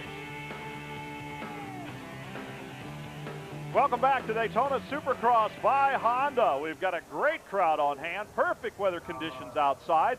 Wish you were here, I guess, is one thing we could say, but in case you're not, and of course you aren't, if you're watching us on Speed Vision, on Speed, then you're watching live Supercross here for the first time in quite a while. Hello, everybody. I'm Brian Drebber. This is Rick Johnson, and together we're going to go, hi, Mom, because hello, Mom. we weren't here before. But we're glad that you could join us. Rick, it's been a pretty rough day for a lot of guys out there, and not the least of whom is Ricky Carmichael. And you know, everybody seems like they're taking a flop just to get one out of the way, maybe. Well, Ricky Carmichael went down, and I think a lot of times when your main competitor, David Vuillemin, has a shoulder injury, you lose focus on what you need to do. And now with this little crash right there going down, it's just a reminder that you have to attack the track. This is a very treacherous track, not in the obstacles, but in the dirt conditions. It's a lot different out there. If you look, I got a little bag of tricks right here. I was wondering, he's littering up the booth here. We have grass that's breaking through. You got rocks out there, the white shell that's going to be going across. You get hit in the face with that. Then also, now you got a different condition with the clay. Everything starts to pack. The track is changing. Every obstacle that they do out there, it's different. Lap after lap, turn after turn. And Carmichael made a small mistake. Yeah, well, and Travis Pastrana, he made a small mistake and went down. We saw a lot of guys do it, but what about that ride by Pastrana? That was a great run for him. Unbelievable. Now, his crash really wasn't his fault. He's trying to set up a rider, and in the rider's meeting, they always tell you, go straight. Don't ever make a compromise one way or the other. And this has happened to me. You'll see me. He's got a great run. The rider goes to move out of his way, which he was trying to do Travis a favor, but it put Travis right on his behind. But fortunately for him, didn't tear a clutch lever or brake lever off. He was able to get back up in the lead. Both riders did that and keep going. Considering everything that's gone on, what do you expect in the main then? Oh, man. What do you expect to me? I expect Travis Pastrana and Ricky Carmichael to be two of the top dogs. Both of those guys were fast. Pastrana ended up having a faster lap by 1 second. So Ricky Carmichael, who was so impressive, pulled off a 129. Travis Pastrana, a 128. So it's going to be a factor. Who can fall and get down up quicker? Because now that seems to be part of this heat race equation. Those guys are going to be able to sit and take it easy for a while. Still a lot of Supercross action to come here, but it's been a very wild weekend since it began here, since our coverage began. So for more on that, let's go back to our colleague, Dave Despain. Guys, I've been coming here 30 years. I can't remember such a tough Daytona for the front runners. I mean, Carmichael and Pastrana crashes are small potatoes. If you've just joined us, the big story in Supercross, and Ricky alluded to it, David Vuillemin crashed last Saturday, injured his shoulder, came here and practiced, but was unable to ride. He will not compete in the main event today. He's your series point leader. That could very well put Carmichael into the lead. First or second would do it here today. A third would put him in a tie for the lead. Now, we're just getting ripping here with our 11 hours of live coverage on speed of Daytona Bike Week for 2002. We're going to run out the Supercross action here today and then come back tomorrow in the morning at 10:30 with the MBNA 250 Grand Prix Road Race, pregame show, and the Daytona 200. That kicks off at 12:30 with the race at 1 o'clock, the 61st running of the biggest road race in America. And it has been a brutal week for the road racers. We've had injuries to front runners. That's been the big story. Let's go to the action from yesterday's 600 Super Sport race and an horrendous crash. Aaron Gobert fell. He was hit by his brother Anthony, and then into the battle comes the Kawasaki of Tommy Hayden, and he actually hit Aaron Gobert, who was off the bike and sliding down the track. And nowhere to go for Tommy Hayden. You'll see the fire here, which is inconsequential. Hayden walked away from that, but Aaron Gobert suffered serious injuries. He has multiple fractures, head trauma. He's listed as serious but stable and is talking to his attendants over at Halifax Hospital. It'll be a long recovery, but he was well enough last night to undergo surgery for the fractures in his lower right leg. He also had broken ribs and some damage to his lungs. Serious injuries for Aaron Gobert. His brother Anthony had a puncture wound near his right collarbone. They thought the collarbone had broken, and that was where the wound came from, the hole in his shoulder. Turned out the collarbone was okay. He's in a lot of pain, but Gobert, who starts outside the front row tomorrow, says he'll try to ride. Now, we'll take you to Friday morning. Friday morning. This is after qualifying on Thursday. Matt Mladen, three-time series champion, trying to become the only man ever to win 3 straight Daytona 200s. He crashed in the International Horseshoe and has the most horrendous case of road rash on his elbow possibly ever. How bad is it? It took 4 hours of surgery to clean the wound. They did not find any fractures, at least not significant fractures, although there was some question about whether some of the debris in there may have been bone chips. The amazing thing is that Mladen was released from the hospital this morning, and they're working on his bike, and he says he will try to ride starting from 6th spot tomorrow in the 200. Add all of that up, and it sort of makes what happened out here on Thursday afternoon seem inconsequential. Nicky Hayden, fastest man in practice, went out in qualifying and took a 2.25 seconds off the track record. Then, trying to go even faster, fell off on the out lap, a vicious high side at the chicane. We were very concerned about head, neck, back, all of that. Turns out he has a lot of damage to the top of his middle finger on his right hand, his throttle hand. That's not so good. A very sore left shoulder. But he came back yesterday and finished second in that 600 Supersport race. So he's obviously okay, and he says, I'm going to go out there tomorrow and try to win the thing. A tough week for front runners at Daytona. When we come back, we've got a lot more Supercross action for you. It's all live on speed, and we're glad you're at Bike Week. Welcome back to Daytona International Speedway for the Daytona Supercross by Honda. A little course maintenance going on out there right now after the riders did a little course unmaintenance through the heats for the 125s and 250s. So we were pretty well brought you up to speed as to what has happened out there, and as the work continues out here on the course and we get back into action a little bit later on, we've got a lot of things to do, a lot of things to show you. And well, we haven't heard a lot from Greg White lately. That's because he's a pretty cool guy and he's been running around looking at some pretty cool stuff. Our look behind the ropes starts with the hottest guy in Supercross, Ricky Carmichael's Honda. Now, Honda's always been a strong player and a leader in technology. Here we're looking at Carmichael's CR250, which features a Mikuni TMX carburetor that feeds into the all-new electronic power valve, which is also standard on production-based machines this year. Honda's known for spending a great deal of time on fit and finish, which translates into ultra-strong and lightweight products, using materials like magnesium, titanium, and a whole slew of lightweight fasteners. Ricky's hoping this bike will take him to another Supercross championship in 2002. Is Jeremy McGrath a privateer? Well, you be the judge. Although he's not ridden out of a factory semi for several years, his race bike is virtually identical to the Works Yamaha ridden by David Vuillemin. The biggest difference? Vuillemin uses an exhaust made by FMF. McGrath, one built by Pro Circuit. Now, factory KTMs are some of the trickiest bikes in the pits, but don't be fooled by looking at all the exotic components. You can buy virtually everything on them, from the Works forks to the motor mods to all the carbon fiber products. And those really high-tech wheels also. Now, it costs you 15 to 20 grand, but if you're working off an unlimited budget, why not go for it? Now, you may expect teammates to run basically the same setup, but that's not the case with Sobe Suzuki's Travis Pastrana and Kevin Windham. The setup Pastrana uses is much like stock. The clutch cable routes to the bottom of the motor and goes on the left side of the cases. Now, the injured Kevin Windham setup is entirely different. You'll notice that his clutch setup has been moved to the right side because he likes the feel of a rack and pinion setup. But that's not all the trick stuff on the Suzuki. Take a look at the shock shaft. It's 18 millimeters, a full 2 millimeters larger than the production unit. It's connected to a shock body that's been machined from billet in order to create tighter tolerances for better performance. And one of the coolest things in the Kawasaki pit is the all-new oversized 50mm Kayaba fork found on Ezra Lusk and Stephane Roncada's KX250. What's extra special is the third screw on top. Until recently, all forks only had two. One served as an air bleed, the other controlled compression. Kayaba claims that this is a high-speed compression adjuster, like the ones found on most shocks. Well, nice crowd in the stands here. Rick Johnson, I got to know, you had all that trick stuff back when you were racing, right? Yeah, they were just going from wooden wheels to steel wheels back in my day. But no, a lot of the stuff that we did back in the 80s is where you're seeing a lot of these great technologies come through now. But a lot of the stuff is available to the guys that can buy it off the shelf. You know, the wheels, the forks, all these different things, where back in the 80s, only the Works guys could have it.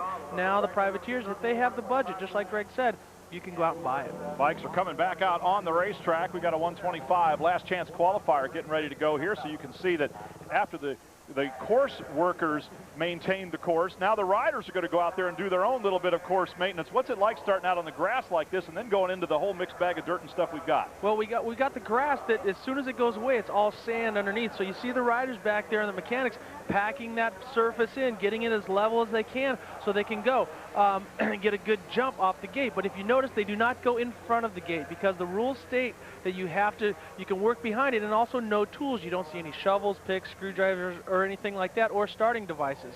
So a lot of the riders are packing in their starting spot, getting it as packed and as solid as they can, so that first initial drop of the clutch is a good bite and it's not just a dig. So these guys got to get their act together because this is the semi. Yeah, a little bit of digging going on out there already. As you can see, some pretty deep grooves have developed in the starting gate, and they sure do go after that little bit of maintenance that they are able to do with a lot of care, because the start is so important. Yeah, you can see the riders, they'll sit and pack it, get it as tight as they can. You know, in the olden days, they used to let you bring in different stuff, and then different riders, like Jeff Ward, who's a little bit shorter legged than most, would have a starting blocks, and then they took away those, so you had to start stacking dirt. Then you could bring a pick or a screwdriver. Then guys had big, long, snap-on picks that they would use. So what they did is they said no tools whatsoever, screwdrivers or anything else. So we're getting ready to go. The engines are fired here for the 125. Another chance to get into the main event. It's 125. That's when you're running in a heat race like this. The nerves are going through. If you had a bad heat, you fell down or whatever, and now you're stuck on that far inside. You're hoping that you're going to make it around that first turn clear. But they have done some track maintenance. They have watered some of the tracks, so these guys are in for a little bit of surprises in some cases. Sometimes they put just a little bit too much water down, makes it slick for you. But all the ruts and everything, they pretty much patched those up, so the jumps are going to be in the best condition that they've been all day. LCQ means last chance qualifier, exactly what the name not implies, but states. This is the final chance for these riders to get into the main event. Well, some of these riders have been out there all day. They ran a heat race to just get into the qualifier. Now they've run all day, and now they're trying to get into the main event, and the gate is down. Top four making into the main event. So watch very carefully for the whole shot and then how the race develops for the front four riders out there. Brandon Jessamine gets a great start and a good run down the track. He was very fast in practice, made some small mistakes in that heat race, but now is very strong in his last chance qualifier. Jessamine out in front right now on his Suzuki, the Team Blippy Suzuki yellow bikes here today.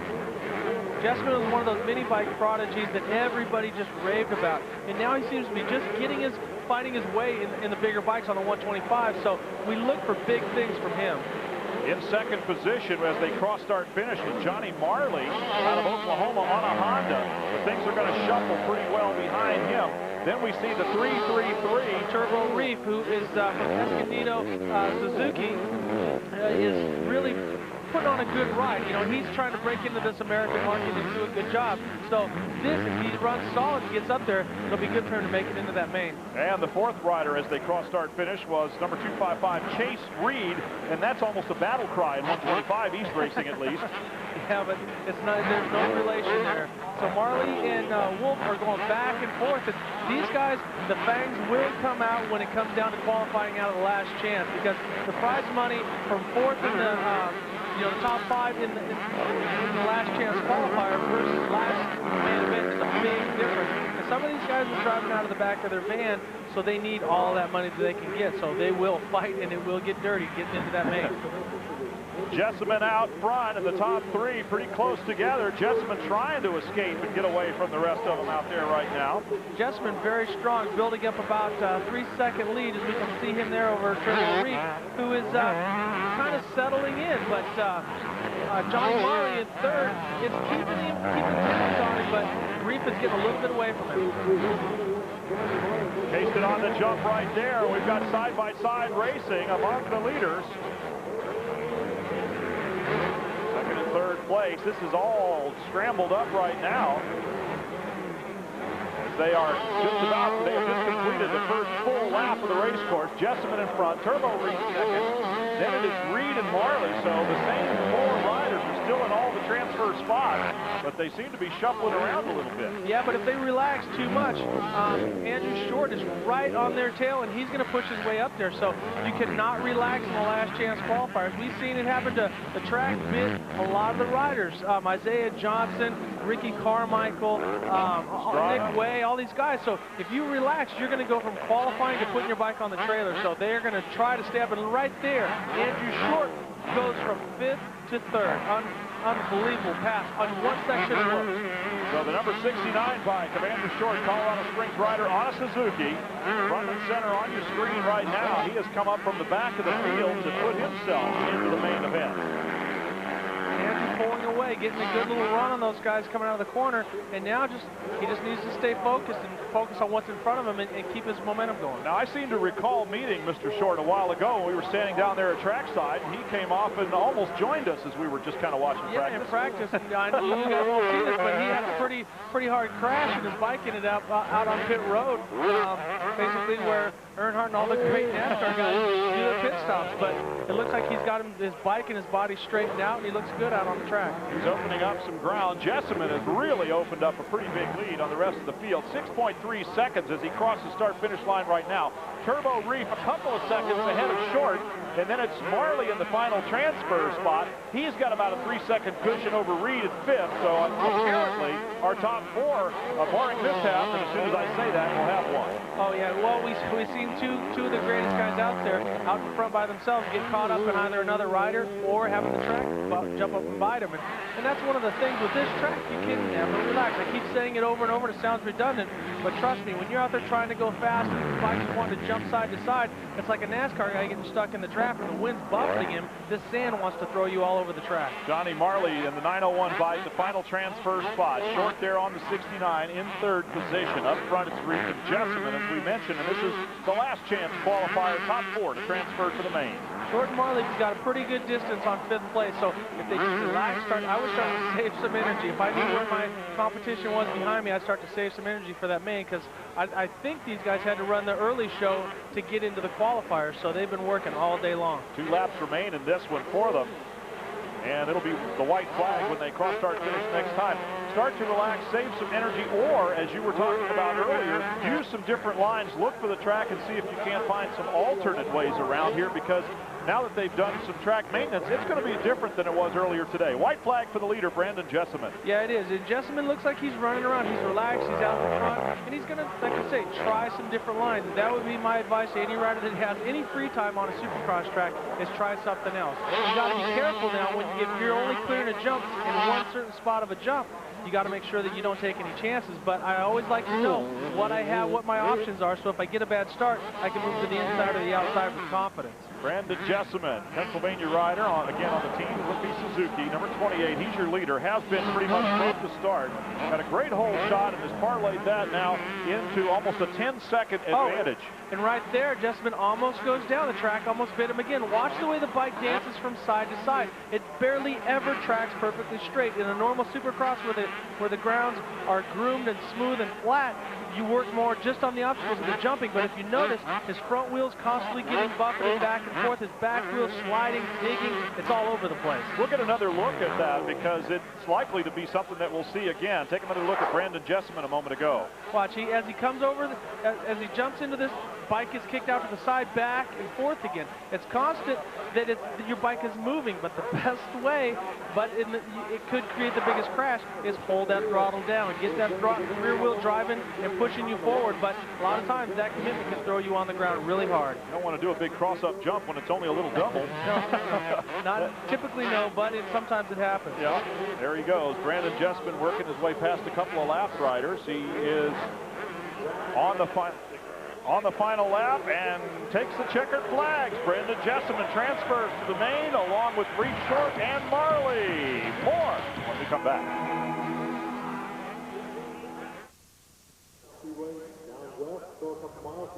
An even bigger crowd beginning to file in here as they sense it is nearing time for the main events to begin coming up. Rick Johnson, and a beautiful day to sit in the grandstands here at Daytona International or the Daytona Supercross by Honda. Here are the results of Last Chance Qualifier. We saw Brandon Jessamine run a virtually flawless race.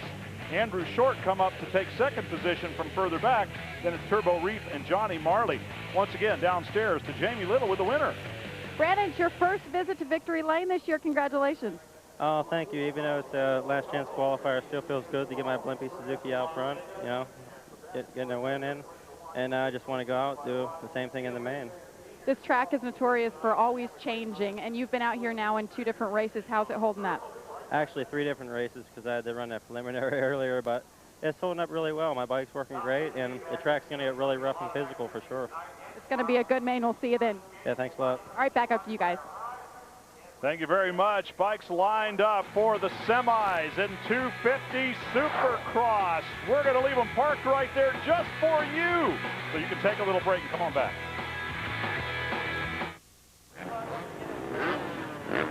Welcome back once again to Daytona International as live Supercross on Speed continues with the first of our 2 semifinals in the 250 class. 6 riders will qualify out of each of these 2. We'll add those 12 to the 15 that have already made it in. We'll bring 3 more from a Last Chance Qualifier, and we'll have a 30 bike and rider field set up for the main event. And Rick Johnson, these semis are also pretty pressure packed.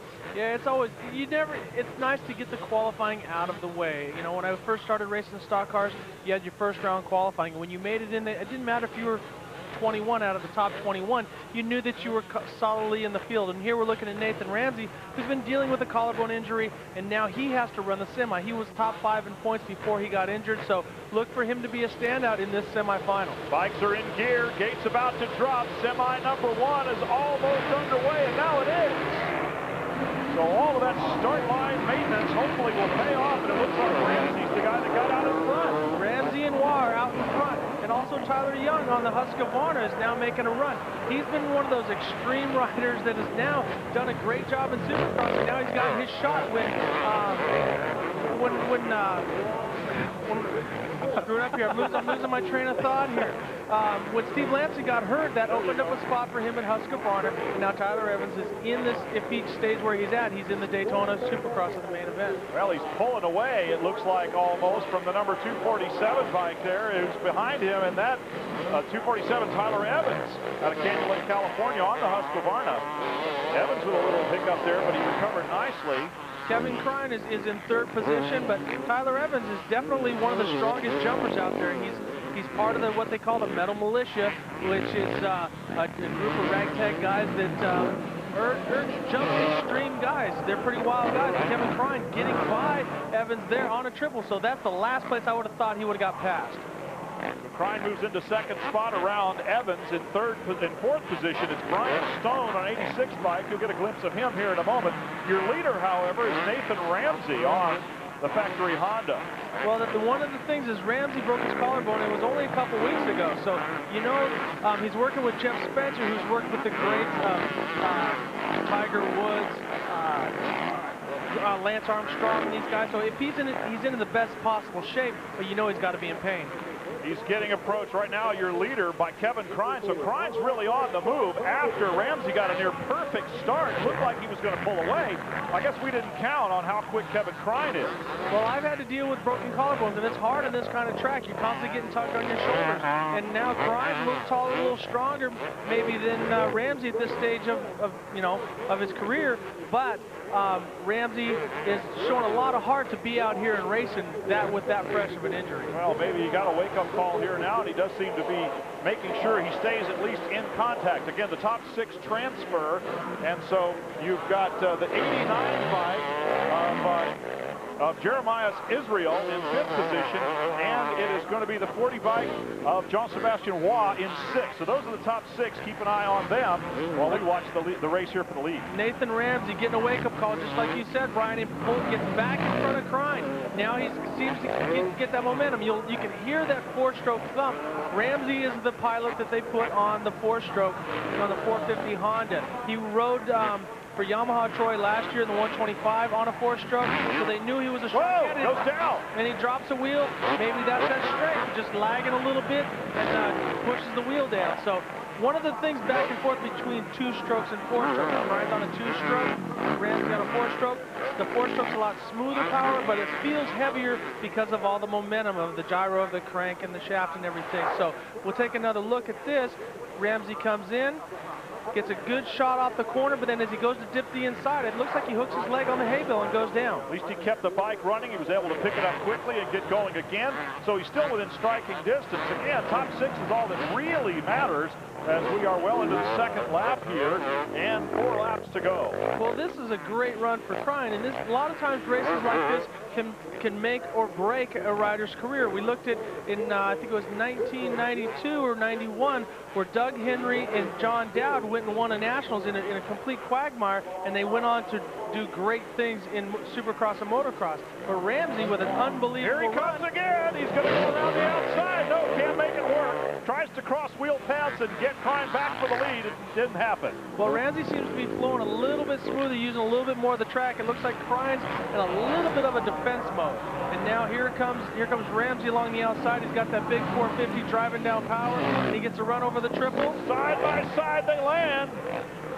Ramsey gets a little bit of a run, and away he goes. There he goes, back into the lead. Nathan Ramsey in the 2nd section of whoops. Let's see if Krein puts a block pass on him. No, he's too far back. Yeah, too far back. It's slightly out of reach. Oh, but Ramsey stalls out again. He's got to restart the bike. Oh, unbelievable. The same place that got Ramsey before, he hooked a hay bale and goes down. So Ramsey cannot get a break, it seems like. And now the 3rd place rider, Evans, is dragging the plastic cover. Okay, it let go. You couldn't see it, but we sure did. Yeah. He was dragging the plastic cover off the hay bale there for a while, but it finally kicked off his bike. So Nathan Ramsey goes from leader to 2nd to leader to 2nd again. Well, one of these things that Honda's always bragged about their 4-strokes, and everybody doesn't like about them is that they don't start very well. But Honda is a very easy starting four-stroke. Ramsey got that thing started in 3 kicks. Unbelievable for a hot four-stroke to get going that quick. Well, and Honda has said that they worked on that specifically because it was one of the things that the riders questioned about having to ride a four-stroke was whether or not if it stalled they could get it started again. So I know that the Honda engineers made a lot of publicity about the fact that they worked on making it an easy starting bike as well as a fast and powerful one. Well, I use one of these bikes in my riding schools with Mercedes Gonzalez, and I'm telling you, it doesn't ride like a typical four-stroke. It doesn't have that deceleration braking power, and also it has that easy to start kick. You know, I've ridden some of the other four-strokes where you got to use the compression release, and you have to have a sweet spot. The Honda, you pretty much get on it, start it, and go. Nathan Ramsey will probably be sending a letter to those engineers after that little mishap because it could have cost him big time. Instead, it just moved him back into second position. Well, that's the other thing why some of the riders don't want to ride the four-strokes is because they get that deceleration, and sometimes you stall it, so you find yourself grabbing the clutch and coasting through the corner. But the Honda's a little bit easier to ride. It doesn't have that really hard bark down low, but it's got power when you need it. It seems like Ramsey is just not going to give up. He's coming back on Kevin Crine again. He's right behind him, just a bump and maybe a half a turn. Yeah, he was 9 seconds in the rears before, and look at this. He's right there now. Well, they don't call him Nate Dogg for nothing. He's tenacious, and he's going to keep going, and that's what I like about Ramsey.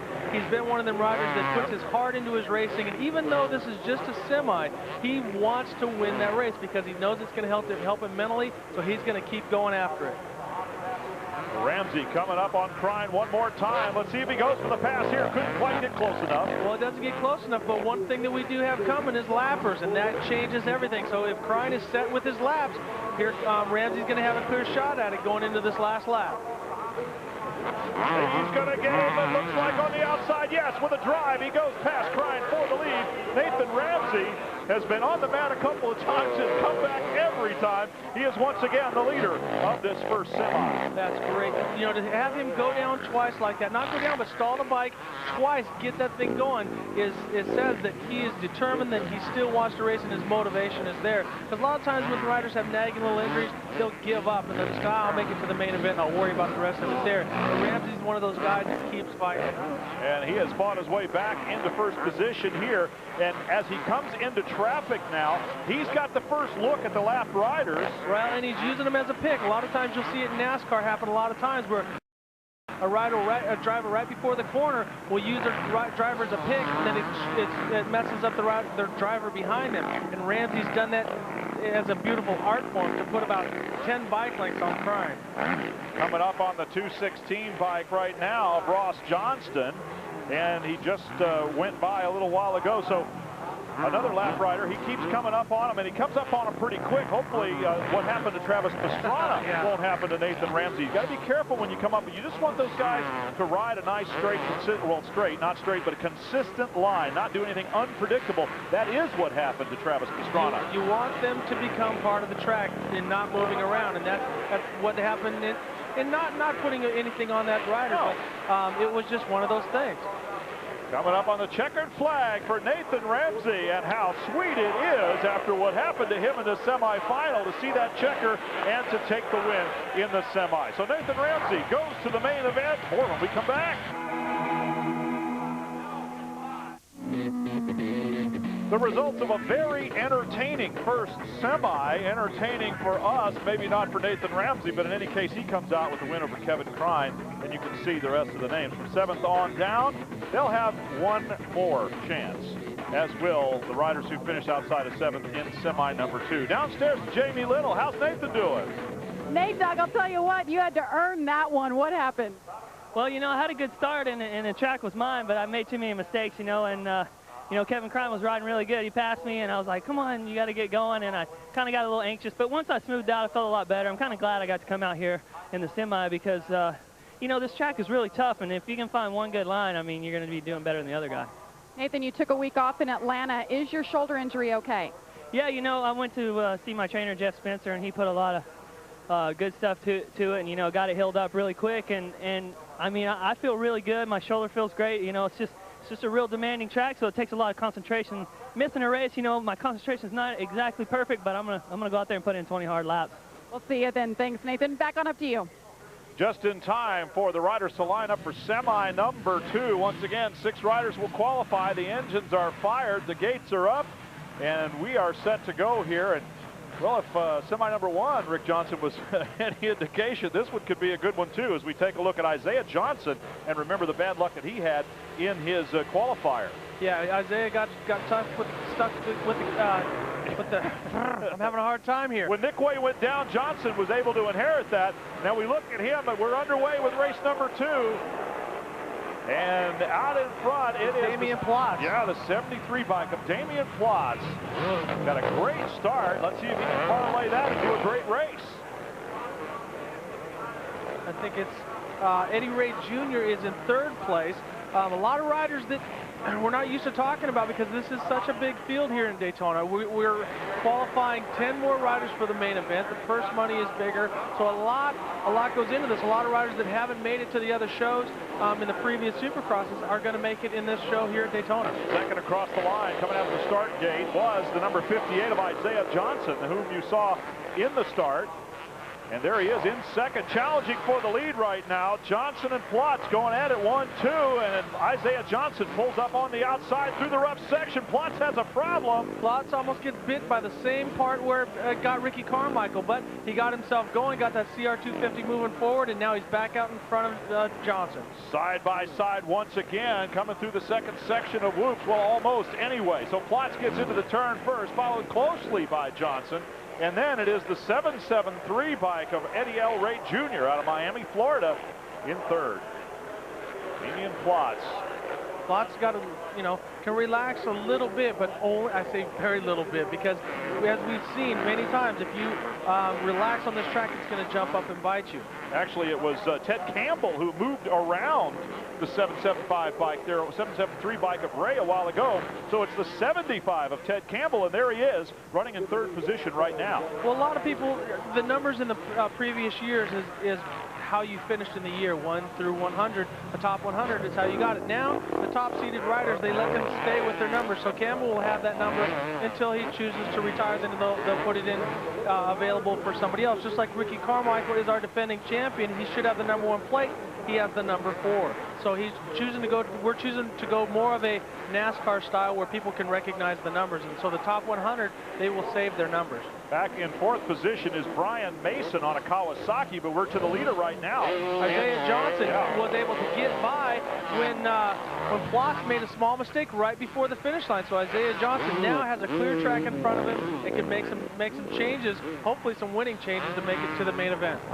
4 laps remain in this second semi, and Isaiah Johnson, there is Plotz now, and he's coming under attack from the 75 of Ted Campbell. So your front 3 are running pretty much in order there and not too far apart. Yep, and coming up and towards the rear is Brian Mason in 4th position. He's starting to slowly bridge that gap, and then we see quite a ways back to Barry Carson. So this semifinal is starting to spread out a little bit. Now you're seeing the riders start to, I guess, submit to where they're positioned, but not up front. Isaiah Johnson, Plotz, and then also the 194 in 6th position is Wilson. Jimmy Wilson. But the race still very, very strong in front. Isaiah Johnson is very close, actually just now getting by Plotz and making a charge. And Plotz coming back, and then also Campbell is waiting in the wings. A lot of times when you're in the 3rd position, you're in a good spot, because if the 2 riders are dicing back and forth, they're starting to get protective of their lines. Sometimes you can come up and capitalize on both of them. Across the start-finish again, and just the littlest of margins, just a second in between 1st, 2nd, and 3rd on the clock. You can see the distance on the racetrack, maybe 8 or 9 bike lengths between the leader, Isaiah Johnson, runner-up Damian Plotz, and Ted Campbell in 3rd. Well, this will be sort of a sweet revenge for Isaiah Johnson if he stays up and pulls this victory off, because it doesn't matter. Just like Nathan Ramsey said, even though it's a semifinal, a victory is a victory, and you have to take that to the bank with you, and no matter what, you were the fastest guy on the track. So Isaiah Johnson's focusing on getting out there and keep going. Now we see the riders landing very, very hard. That landing on that triple is starting to chunk up, so these riders have to be a little smoother on their landings. If they overjump it at all, it's a hard landing. So the top 5 are in pretty safe positions right now, relatively. I mean, that is, the top 5 are pretty clearly going to remain the top 5. The 6th transfer, the 6th and final transfer position is getting a little bit interesting. In the 6th position is the number 70 bike of Bruce Stratton. And right there he is. He just got passed by Jimmy Wilson. Actually, he passed Wilson, and then Wilson has now passed him back. These two guys are going side by side for the 6th and final transfer spot. Well, if you take a look at 194, he's got that hay bale stuck in his rear wheel. Sometimes it's just a streamer, doesn't do you any trouble, but if it does get into your brake, what happens is it gets hot and melts to your rotor, and then you have no rear brake. So if we see him coming in really deep into the corners, Brian, we know that he's got a problem. So that hay bale is something to keep an eye on. Well, I think it's like the playing cards we used to put in the spokes when we were kids. Or maybe they've done some wind tunnel testing and decided a hay bale cover actually helps. No, it's not going to help at all. Well, it looks like it's not hurting him as far as his braking. He's making big commitments, driving in deep, and now he seems to be pushing himself to that inside every time. So he wants this position. Bruce Stratton on the 70 bike. Jimmy Wilson, number 194. He's the one having a problem with part of a hay bale cover stuck in his wheel there. Well, Jimmy Wilson's done a lot in the arena cross, and he was a mini bike standout. So he's had, well, he passes, but he does get a great rhythm right there. And Wilson moves himself into qualifying position, and now puts about 4 or 5 bike lengths on his competitor. Once again, this is for the 6th and final transfer position in the 2nd semi in 250 class.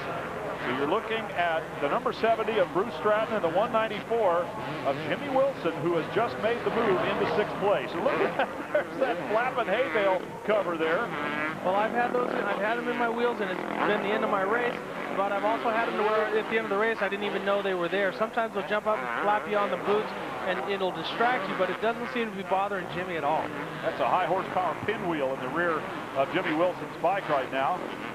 He's coming through the loops. Got a nice rhythm, as you said, a nice rhythm pass on Stratton earlier. You can also see that the chain is on the left side and the brake is on the right. So it's on the brake side, so it's not over yet. As he keeps using that rear brake, it's going to keep, it could, 1, lock on him, or 2, take away his brake. But right now it doesn't seem to be bothering him too bad. You think he knows it's there even, and if he did, would he alter his riding style? White flag for the leader, by the way. No, he's not. It's not going to change his riding style. Jimmy's one of those riders that gives 100% every lap. I've seen him do some big crashes, and I've seen him do some pretty remarkable things on a bike, so it's not going to slow him down. These guys know the chance that they're taking. They're just going for it. Names of your leaders are going to run across the top of the screen. Isaiah Johnson in first position. Damian Plotz, the whole shot leader. Then it's, as you can see, Ted Campbell has had a nice, solid run. The 95 bike that we haven't really seen a lot of is Brian Mason.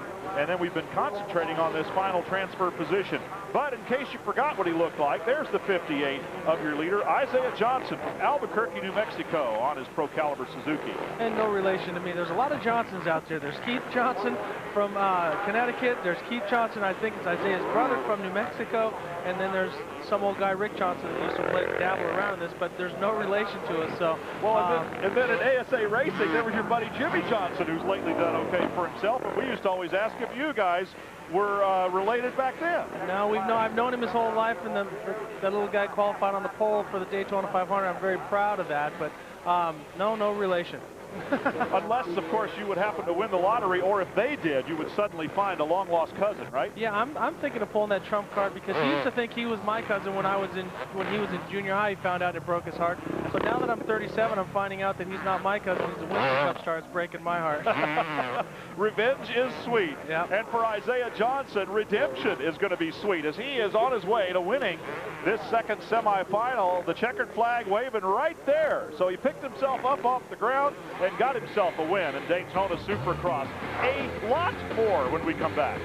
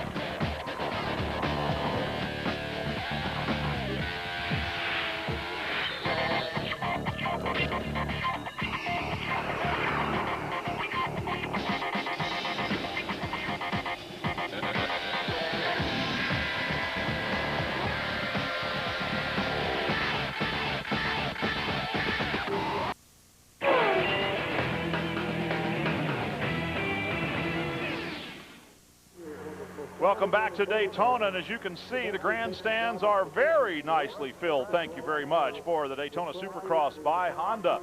As we have now one more race remaining prior to the mains. Here are the results from semi number 2. Isaiah Johnson with a nice run over whole shot leader Damian Plotz, Campbell Mason, Karsten, and Jimmy Wilson all getting in. And so they are in the main event. 3 more will come out of the last chance qualifier. Let's go downstairs. Jamie Little as our winner.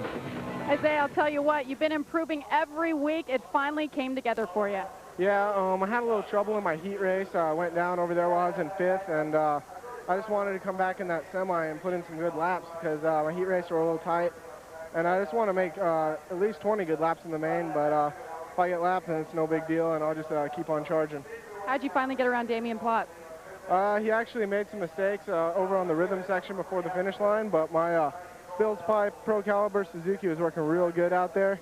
RG3 had my suspension really dialed in, and I felt good. I mean, all my sponsors are behind me, so hopefully I can put in a consistent main event, because that's what it's going to be all about, not getting on the ground.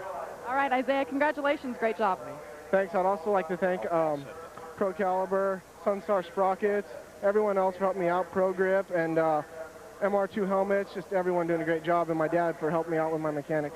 All right, back to you guys.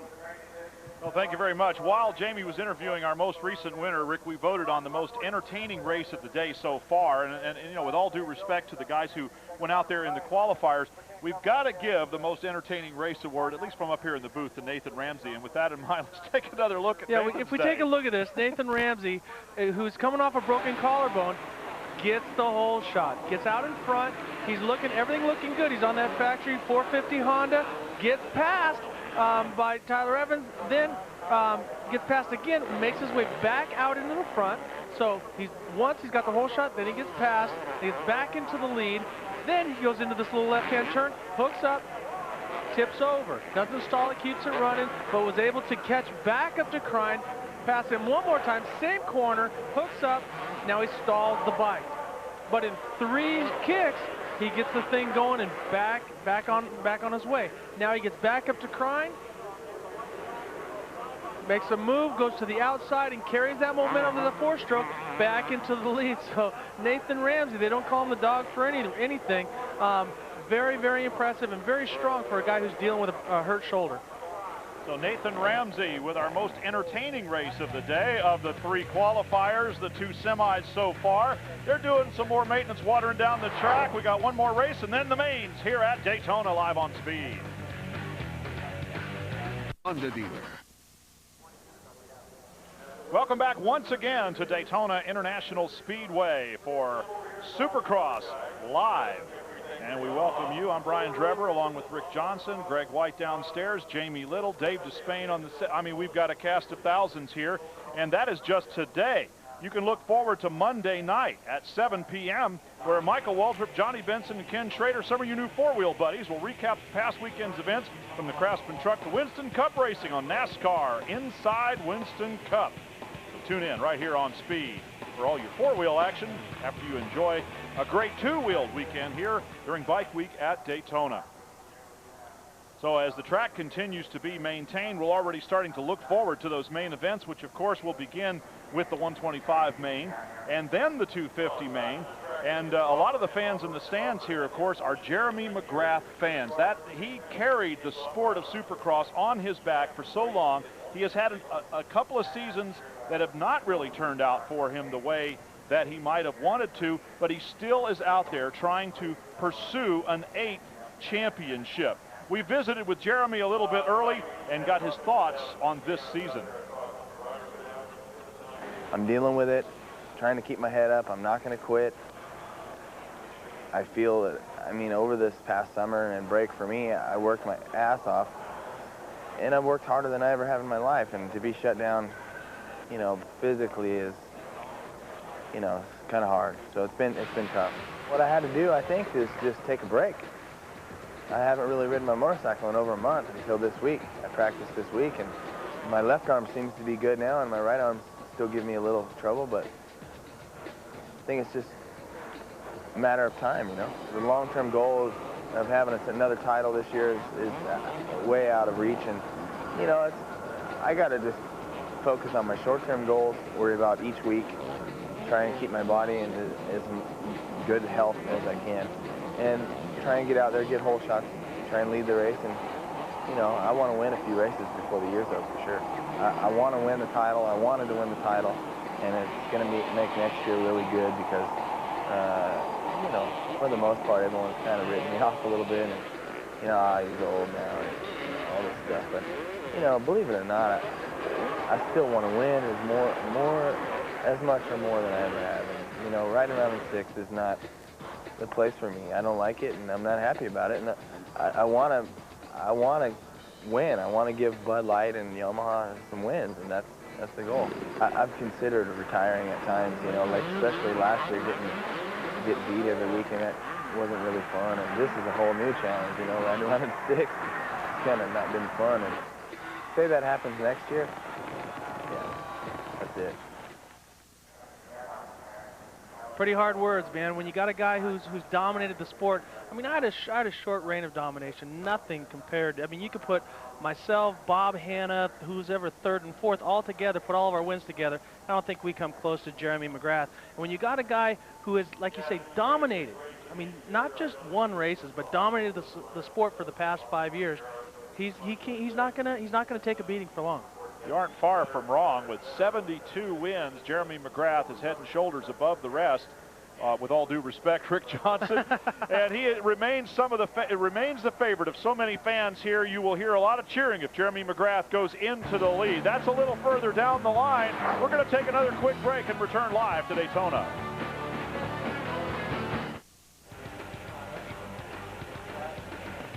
We like to think there's a buzz all over America about Speed's unprecedented 11 hours of live coverage from Bike Week here in Daytona.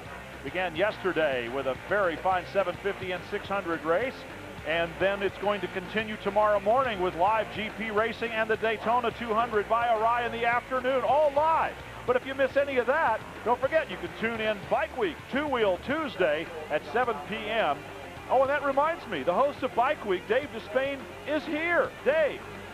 Yes, indeed, Drebber, and I'm always happy to come to Daytona because I see so many old friends, and once in a while you're lucky, they bring along their photo album. Let me show you some very cool pictures here. 20-year-old Jim Pomeroy as a Bultaco factory rider. He rode the very first Supercross at Daytona, 1972. That was 31 years ago. He's exhausted. Not so much because of the race, but because he just flew in from Spain. He's jet lagged. A year later in Spain, history. You're going to need a spotlight to find Pomeroy in a field that includes Mikola, Weil, Everts, Moiseev, Gabors, Maish, and Robert, to name just a few. You did not need a spotlight to find Jim Pomeroy. At the end of the race, he won it. He became the first American ever to win a GP. Not only that, he was the first guy ever to win any kind of GP at all in his first try, and he's loving looking at that photograph, ladies and gentlemen, all these years later. Jim Pomeroy, man, good to see you back here at Daytona. What did that feel like? That must have been a thrill of a lifetime. Oh, it was unexpected totally. Yeah. I mean, no American had ever been in the top 10 in any moto. Right. So it just, yeah, it was a thrill. You're more nervous right now than you were back then. Don't you try to fool me. You've spent your whole life, you had a normal life like everybody else, you know, have a family and all the rest of that, and then out of the blue, you get elected to the Motorcycle Hall of Fame, and all of a sudden your phone starts ringing, and now you're a hero again, and you're just loving it, aren't you? Oh, it's a dream come true. I can't even explain it. Yeah. It's overwhelming for me. You got your Spanish Motorcycle Owners Group smog hat on. You're going back to Spain. Tell me about that. A couple weeks ago, I got called from the Bultaco Club in Barcelona, and the president of the club, and they're going to have the first Grand Prix, which they're actually going to have it for the 125s, 250s, and 500s. And I'm going to be the Grand Marshal and ride my 1976 GP bike around before each one. He was the guest of honor and speaker this morning at the Hall of Fame breakfast to raise money for the museum. The goal was $25,000. How'd you do? A little over $35,000. $35,000, and you got a standing ovation. I love seeing you back here and having so much fun. I know what a thrill this is for you. Thanks for stopping by, man. Thank you very much. Jim Pomeroy, winner of the 1973 Spanish Grand Prix on a Bultaco. That's what that thumbs up's all about. We'll take a commercial break and be back with more at Daytona. From high above Daytona International Speedway, you're looking at the starting gate for the last chance qualifier in the 250 class. So 3 more riders have a chance, Rick Johnson, to get into the main. They're getting ready to go. The goggles are on. The bikes are in gear. The gate's about to drop, and this is the final opportunity to get into the big show. Yeah, this is the last chance. A lot of these guys have ridden all day long. They were in the prelim heats, and now they're having to run again. And we have a pileup in the first turn, but a lot of guys making it through clean. I think Ty Wallace on the 83 bike got the whole shot. We'll have a look. Yes, that's him out in front. And indeed, there are 3 bikes and 3 riders whose day has ended much earlier than they wanted it to. Ty Wallace and Bruce Stratner 1 and 2. But if you notice, these riders don't quite hit it with the same pizzazz as Ricky Carmichael. For one, nothing against them, but they've been riding all day long. They got up at 6 o'clock to make it to the track. They've had to run the practice. They had to run the heat races just to get into the heat races, and then won more qualifiers and semis, and now the last chance. So these guys have had a long day this far, and those top couple guys are going to make it to the main. I'm going to one-up you a little bit on that. Some of these fellas don't have the benefit of a big factory team that drives the hauler in, puts the bikes together, and set it up. A lot of these fellas got here last night, drove in, found their pit stall, and, or a spot to camp in, probably fell asleep in the back seat of their van, and then got up at 6 o'clock this morning. Well, yeah, that's the way, you know, these guys, the privateers, have to make it. And you look at the guys like Jimmy Pomeroy. I mean, I have the world of respect for the guys that laid down the framework for me to make a living and put some money in the bank when I was racing professional motocross. Fast for the lead right there. Orloff went around. Joe Orloff from Ohio. Joseph Orloff's got a really good run going, and it looks like he's running the 4-stroke, so he's got a little bit, you know, it's easier on you. If you flow with the track, it doesn't beat you up as bad. It doesn't have that hard-hitting power like the 2-strokes do. But a lot of the top guys like the 2-strokes because they can ride it on that edge. Orloff came from 4th across start-finish line after the gate fell to lead this race. So Joseph Orloff looking good for his opportunity to get into the main event through the last chance qualifier. He's riding a Yamaha. Orloff is on a Honda, and Ty Wallace on a Yamaha. So we got a whole variety of brands here. And then 190 by Caton. Caton is on a Suzuki, so we got a full variety. But this track is just brutal on rider and machine. You know, Gary Bailey's been doing a great job going out and prepping the track in between each heat race. And when we get a little bit of a break for track minutes, they get about 5 minutes, and they run out there with tractors. And he's basically the organ grinder guy. Ty Wallace going down really, really hard. He cased that jump, and it blew his pegs off the back, and then around he went. Really, really hard hit. I think his air went somewhere else. Yeah, well, it's not just his air. You know, I've had it happen to me quite a few times. Your body smashes onto the bike. You see he comes up completely short, then off the back, and then his lower extremities and his chest gets smashed onto the handlebars, and so it completely knocks the wind out of you. And if anybody that's ever been kicked knows what we're talking about right there. Really, really hard hit, and we don't want to make light of anybody crashing like that, but it is a tough hit. But look, man, the guy gets back up, and it's natural instinct for them to get back on their feet and try to get going, but right now he's just trying to catch his breath and make sure he's okay. So they're checking him out over there at trackside right now. He was running in 2nd position and was our whole shot leader. Ty Wallace from Phoenixville, Pennsylvania on a Sussex Motorsports Yamaha. And that has left a pretty clear track for our new leader, Joseph Orloff, who took the lead away from Wallace and has been untouched ever since. He's opened up, well, better than a 2-second gap. 1.8 seconds at start-finish line last time. I guarantee when he goes across the line now, he'll have a lot more than that. But Clark Stiles has moved into 2nd place and is running very strong. He's staying right with Orloff. If Orloff makes a mistake, Stiles will be right on top of him. We're seeing the halfway flags. That's where you see the flagman with the cross flags, just to let you people that aren't in the sport know. That's where they're letting the rider know we're halfway through this race. Halfway through with 2 laps to go. So there is your leader, Joe Orloff. Yeah, the fastest lap is indeed by Stiles, who is coming up from apparently a start that didn't really work out all that well for him. Set the fastest lap of the race at 1:39 seconds.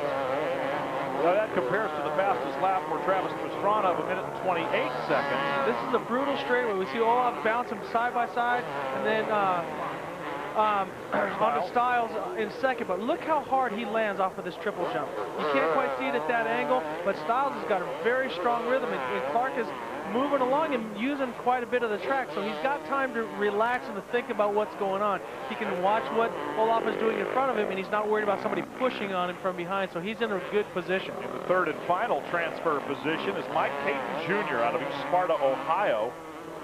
And we're not looking at him right now. Instead, we're watching the second-place rider who came up from a pretty bad start to get where he is right now, Clark Stiles out of Athens, Alabama, Sargent Yamaha. Yeah, I haven't seen Stiles in a lot of the races, but he seems to be strong. You know, he's just riding consistent now, because these guys, I'll bet most of them have blisters on their hands.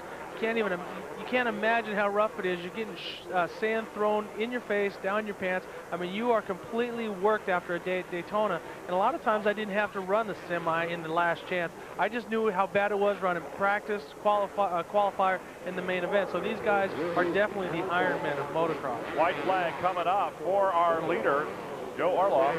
And we alluded to a little bit. You showed us the dirt clod, the rock, the grass. The track is really starting to deteriorate, especially the kind of sandy sections, because sand isn't a very stable building material. We know that. All the talk about houses built on sand, etc. But this track has really changed from this morning. Yeah, you look at a really bright green grass. That used to be just a flat, smooth grass straightaway, almost like a golf course that we're watching Caton go around. But it deteriorates and gets down into that sand, and it gets deeper and deeper and deeper. So this is the first taste of what nationals are. Back in the 80s and early 90s, they used to run a week before this race at the first national in Gainesville, but now they got the series separated, where the first part of the season is Supercross, the second part is national. But that was always a good prelim for the Daytona Supercross, because now you had to deal with speed and 2 30-minute motos, and so you had a lot of things to help you get ready. Now you're just thrown right to the fire. We're looking at the number 53 bike, and that is Clark Stiles running in second position. We watched for a while the 190 of Mike Caton Jr., and now we go back to the leader of this race, and that is Joseph Olaf, who made a pass on the lead, and then the 83 bike of Ty Wallace had such a misfortune there. We hope he's all right, and we think he is. He's been moved away from where he was before, and perhaps his air came back again. Yeah, amongst other things.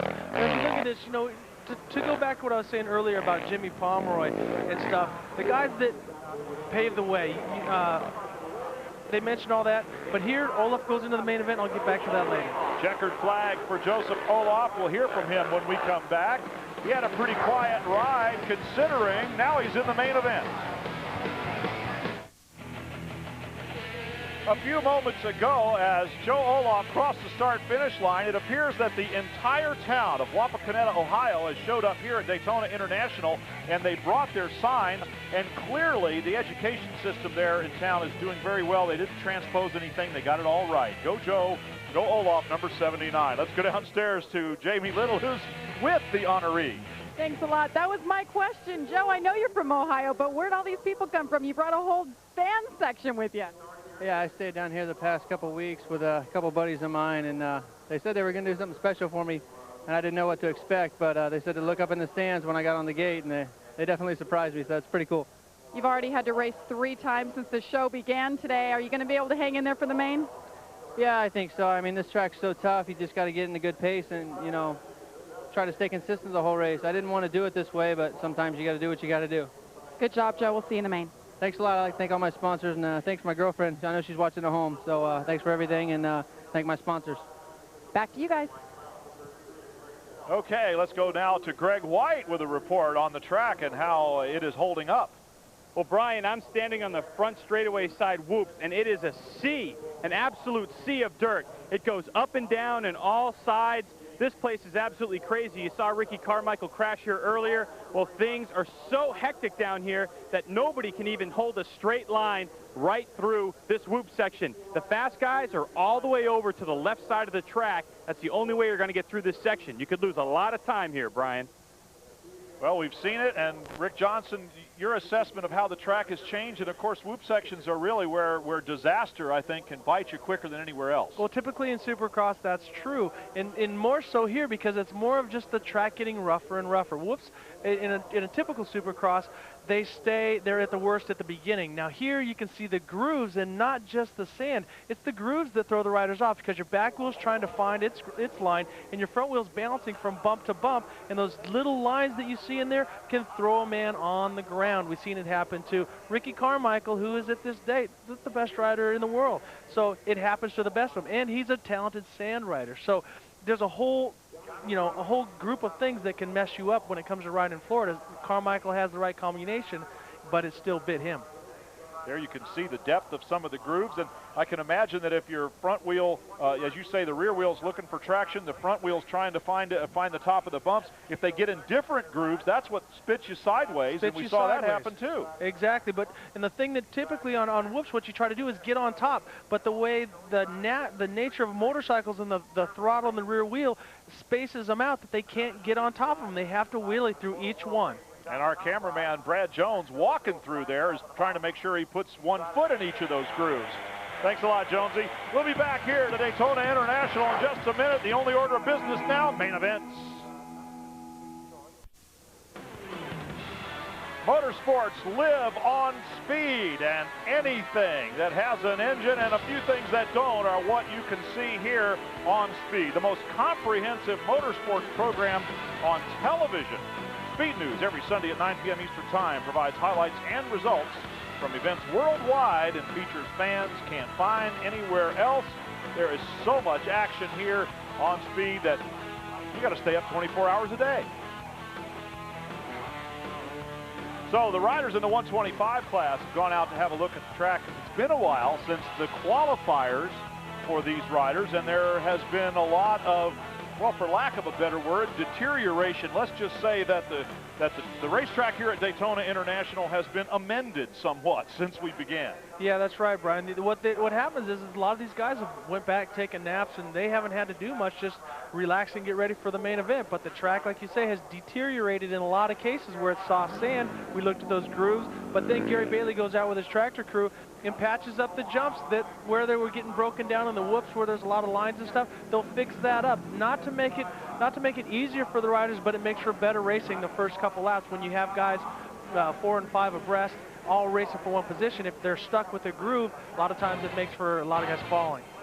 We'll take a look at the starting lineup for the 125. Langston and Reed, and then Mike Brown and Schnell. So at Boniface, I mean, Langston had choice there. It's going to be interesting to see where he lines up. So these are the first 10 riders in the starting grid for the 125 main event. But Grant Langston getting that #1 spot because he was the fastest qualifier.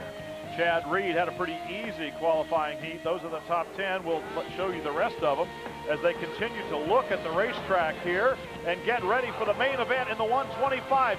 You get ready. It's coming right up. Welcome back to Daytona International for Supercross, but coming up, we got Formula One. Will Ferrari unveil its 2002 car in Malaysia?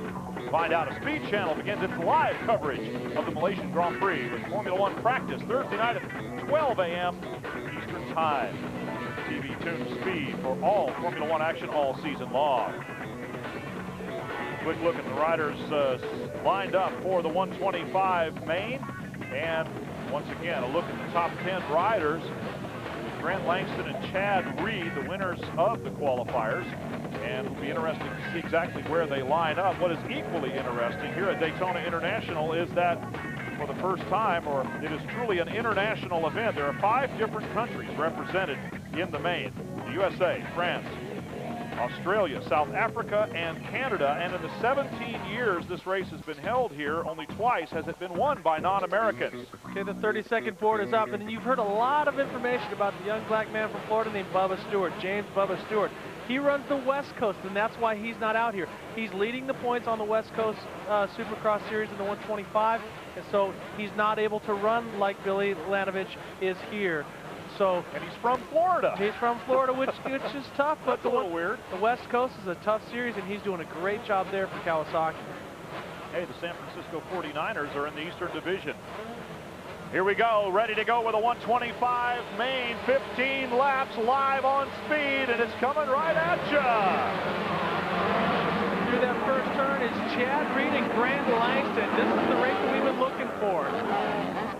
Langston around the second turn first with Chad Reed, and here comes Mike Brown. So here we got the three tough contenders right now with Langston first and Brown second. This is the dice that they had for the 125 championship, but once again, Chad Reed sits back, relaxes, but get ready to watch him pounce.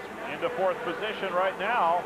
Up front, though, it is Langston, Brown, then Reed in third, Boniface in fourth on the other KTM, Larry Ward in fifth position. So your leader is Grant Langston on the KTM. Rider number 111, winner of the fastest heat. Apparently his choice of start gate position worked out pretty well. Obviously he gets a good hole shot. Right, he got a great hole shot. That's what we were talking earlier about the difference between the two-stroke and the four-stroke. But Grant Langston on this KTM two-stroke 125 has they've said that puts out the most horsepower of any 125. So this big track in the sand, that KTM power is going to come in handy. Langston out in front with a pretty good lead. In second position, it's Mike Brown on the Kawasaki, bright green and with a number 3 on it. Brown trying to make up some ground. And as they'll come across the start-finish line for the first time after a full lap, we'll get the full rundown of who's where and by how much. With the track conditions being so inconsistent, meaning that the dirt is soft, that's where you see the guys get spread out the first lap. In Supercross, typically on the indoor circuits, everything is groomed, it's clay, it's hard, and it's very consistent, so the riders all stay very close. But you can come into a corner here at Daytona, lose the front wheel, and lose 4 to 5 bike lengths in one turn, but you can also make it back. That's what makes the racing so great. But Langston, very strong out in front. Langston leads by about a triple jump over Mike Brown, who leads by about the same margin over Chad Reed, who leads Boniface by about the same margin. So the front four, make it 5, are really spread out pretty evenly. In 5th place, it is Larry Ward. Yeah, Larry Ward's doing a good job just sitting back and riding now. He needs to start making some ground because you don't want to lose track of those leaders. Once they get out in front, you don't want to lose them. Langston is your leader. Unbelievable. We're looking at lap times here. Grant Langston did a 129, the same lap time as Ricky Carmichael did in his 250 heat race. So that tells you, 1, how fast the rider is, 2, how strong that KTM 125 is. For him to put that kind of lap in, which it won't stay that way because the track's going to deteriorate more, but Grant is putting together a great race. But my first question would be, is the track any faster because of how it deteriorated in terms of the clock? A little bit, but you know, Langston is putting a great ride together. These 3 riders you can throw a blanket over are the 3 best 125 Supercross riders in the East Coast region. Yeah, we got 1 from Australia, 1 from South Africa, and 1 from America, but these are the guys that fought for the 125 National Championship, and these are the guys that are leading the now 125 East Coast Supercross Championship. Mike Brown in second position had closed up on Langston. Chad Reed has definitely closed up, and Larry Ward is out of the race. Don't know what is wrong with Larry's bike, but he just seems to be pushing it. He's pretty disgusted. He hasn't taken his goggles off. It doesn't look like he wants to talk. Chad Reed may have sized up the competition long enough, as now he's really making a move on Mike Brown because he sees Langston starting to get away. Brown is not able to close the gap. Reed wants to get up there and try to do it himself. Well, Reed wants to get up there, but you notice I never really see desperation in Chad Reed. But when he rides, he just works on going faster. He doesn't get desperate. He knows he has a lot of time out there, and he can still see Langston and Brown in front of him, so he's not going to make any stupid mistakes or push it too hard. He's just going to let the speed come to him. Lap 3 of 15. Plenty of time indeed, but Chad Reed seems to be sizing up Mike Brown right now for a pass. Este is a little bit lower than Brown, and now he pulls up next to him, and now it looks like he gets a run and moves into second place. So Chad Reed, our series point leader, is now in second place. Now, Chad Reed makes very little of the fact that he's on a 4-stroke against the 2-strokes, but it does seem to be that at certain parts of this racetrack, at least, and around the Supercross circuit, the 4-strokes definitely have an advantage. Well, I don't know on total numbers, but when it comes to torque numbers, the 4-stroke has a lot more than the 2-stroke.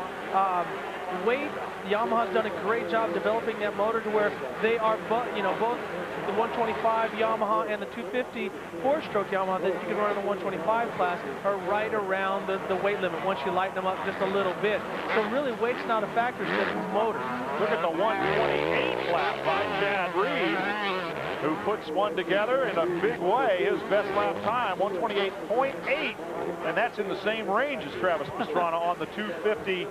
252 strokes. Yeah, that's right. In the big board class. So that just shows you that these guys are not playing around. They're racing very hard. What it's great to see, because a lot of times guys will come to Daytona and pace themselves a little bit, but not this group of riders right here. Langston and Reed and Brown are both hitting it as hard as they can. Pretty evenly spaced among the three leaders. Chad Reed moved into second position. Can he catch Grant Langston? We'll let you know when we come back to Daytona.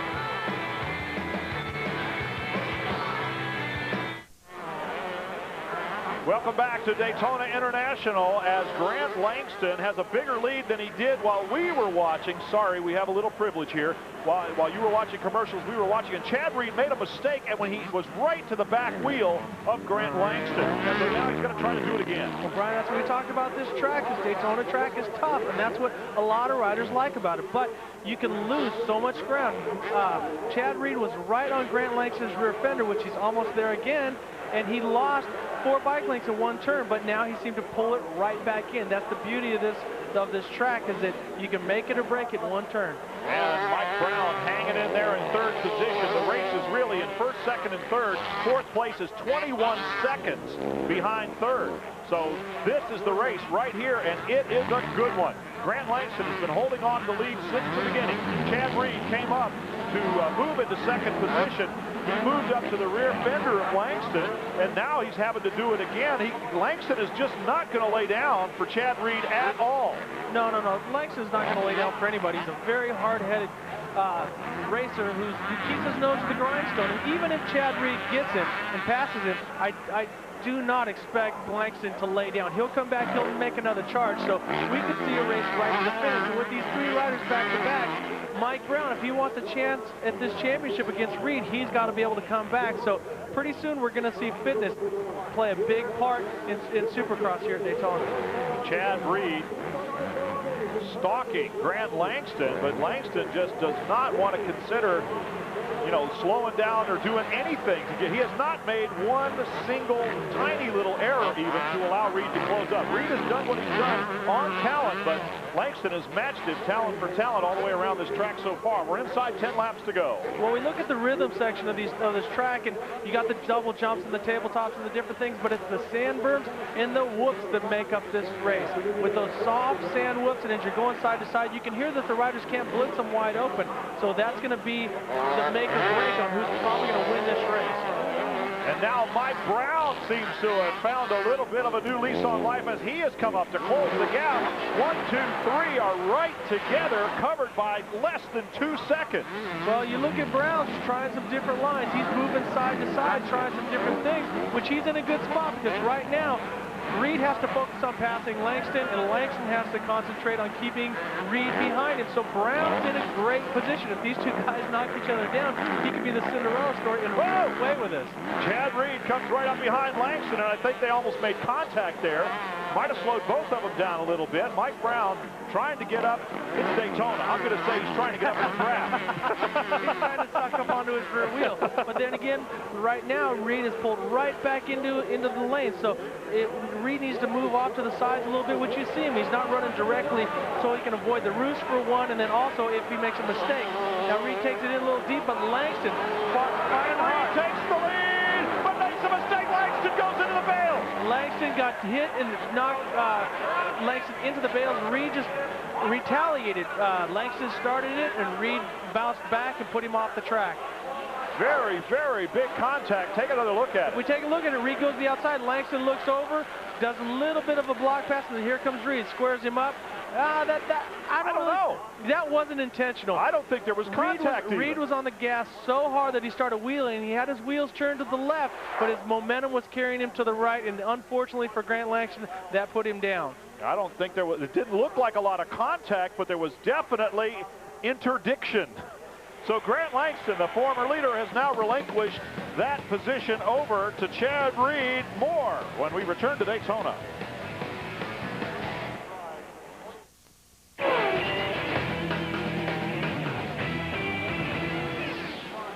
Supercross lives on speed, and Chad Reed is your leader right now as he's moved out in front. You saw the incident with Grant Langston. Mike Brown, the beneficiary of that somewhat as well, as he's up into second place and pretty firmly in second place. It hurt Langston bad because he's dropped back 14 seconds behind Reed and 9 seconds behind Mike Brown. We're going to give you another look at it here. Let's take another look at it. You see when it comes into play, you see these two riders coming down at both wide open speed with Reed on the outside. Okay, as we get a look at that, we'll get that straightened out. But Reed's still out in front, very comfortable, very unbelievable condition. As we look at the lap times, he's only dropped 2 seconds from his fastest lap was a 128. He's still at a 130, which is unbelievable for him to keep going as fast as the track deteriorates. He's running speeds that could run top 5 in the 250 class, people. So you got to understand that this guy is flying. He looks very smooth, very confident, but he's still running unbelievably quick lap times. Chad Reed on the number 103. And he just seems to be in another world out there as we see riders struggling, flopping around, wrestling with their bikes, fighting every inch of the racetrack, and it's his friend.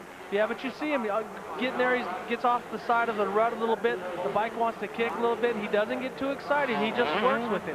If something throws him a curveball, he deals with it. He's not just set up to run just fast, just straight. He can deal with whatever gets thrown his way, and that's what's impressed me so much about him. And Mike Brown also, who hasn't done, hasn't been a real standout guy in Supercross, more of a national, because he is our defending 125 national champion, is still running strong. He's losing a little time on Reed, but he's staying in the points race. Reed with a 132 lap that time to Mike Brown's 133, so Brown is losing a second or two here and there, but he's still doing a great job. You saw the distance between Chad Reed and Mike Brown with 2 or 3 lap riders in between them right now. Each guy, though, just has to run his own race right now. There's really no side-by-side action or mano-a-mano going on. Meanwhile, we look a little deeper into the field, and here comes Grant Langston, who has closed up a little bit of ground, not a whole lot. We're still talking about an 8-9 second gap between second and third place. Yeah, but Langston doesn't look like he's pushing it. You know, I don't know. He was dealing with a sore shoulder. Hopefully he didn't hurt his shoulder with that crash, and he's not dealing with an injury right now. But he's not charging the corners the way he was earlier. Both of those riders were running 128s, between 128s and 130s, and now Grant's down to 134 or 133. So he's just not pushing it as hard as he was, and we'll find out later why. You can see the complete results scrolling across the top of your screen. Somewhat surprising considering his reputation. Buddy Antonez down in the 11th position. Yeah, Buddy's not having a good run here in this main event, but you can see right there with Mike Brown landing really hard. The landing areas, what happens is that it gets really soft, and so when you land it, your wheels sink in, your cases collapse, and what happens is it wants to grab your bike and throw you over the handlebars. So you got to be conscious of that all the time.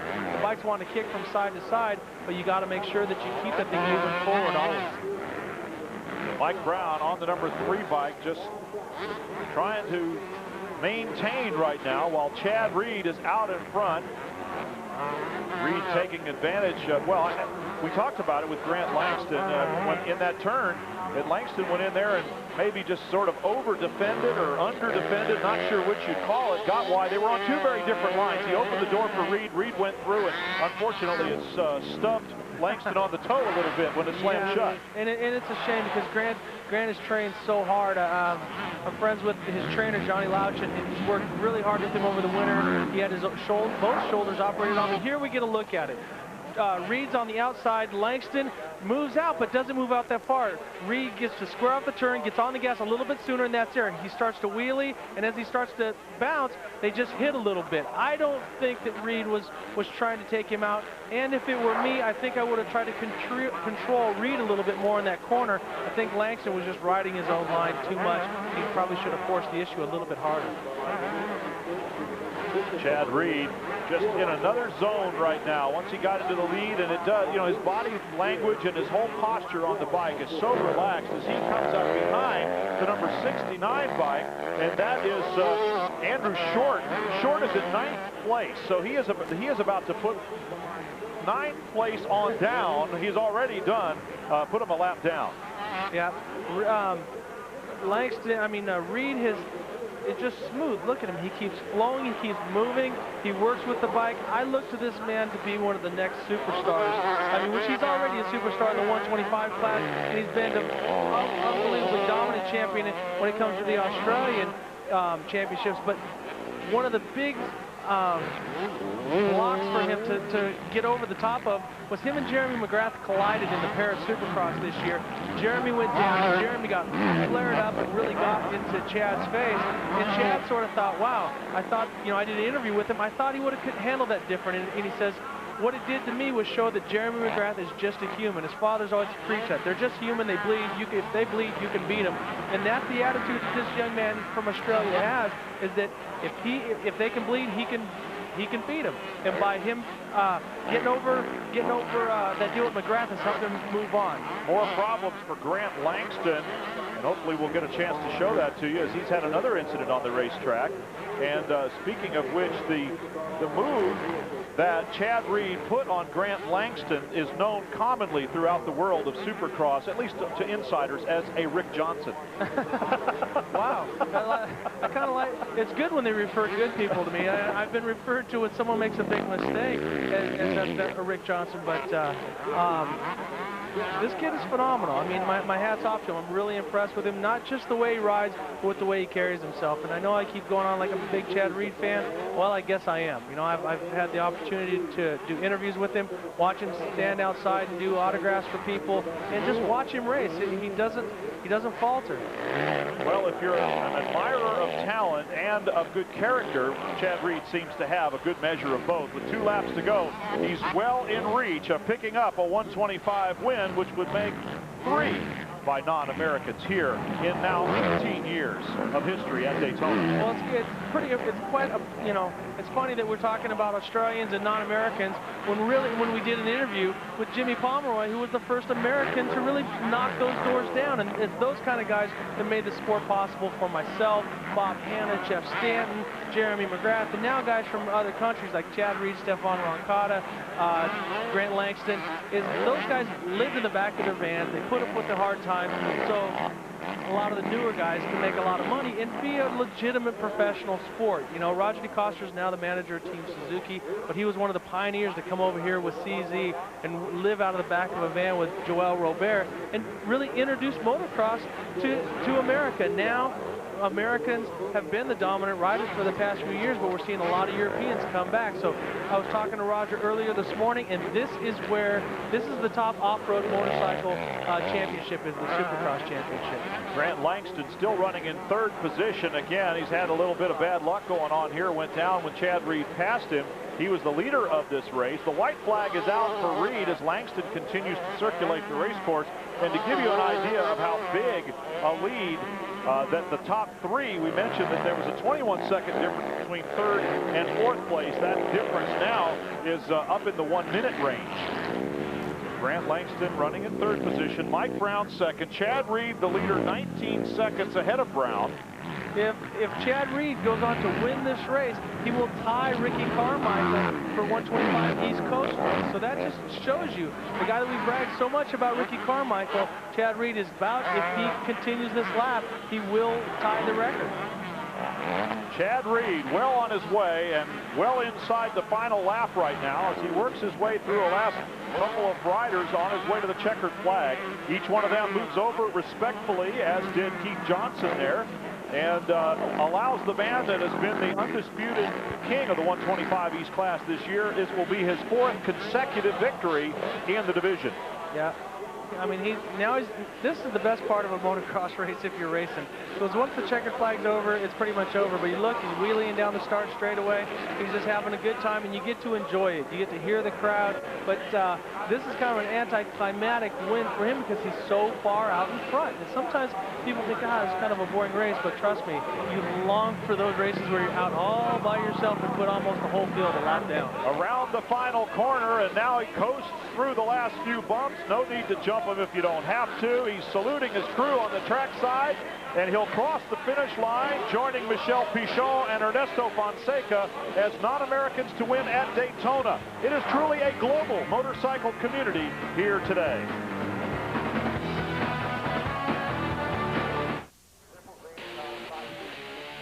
Chad Reed and his 4-stroke Yamaha become the first to do so here at Daytona. Mike Brown on his Kawasaki second. Grant Langston, in spite of a couple of mishaps, holds on to third quite nicely. Hats off to Brandon Jessamine for fourth. And how about John Dowd?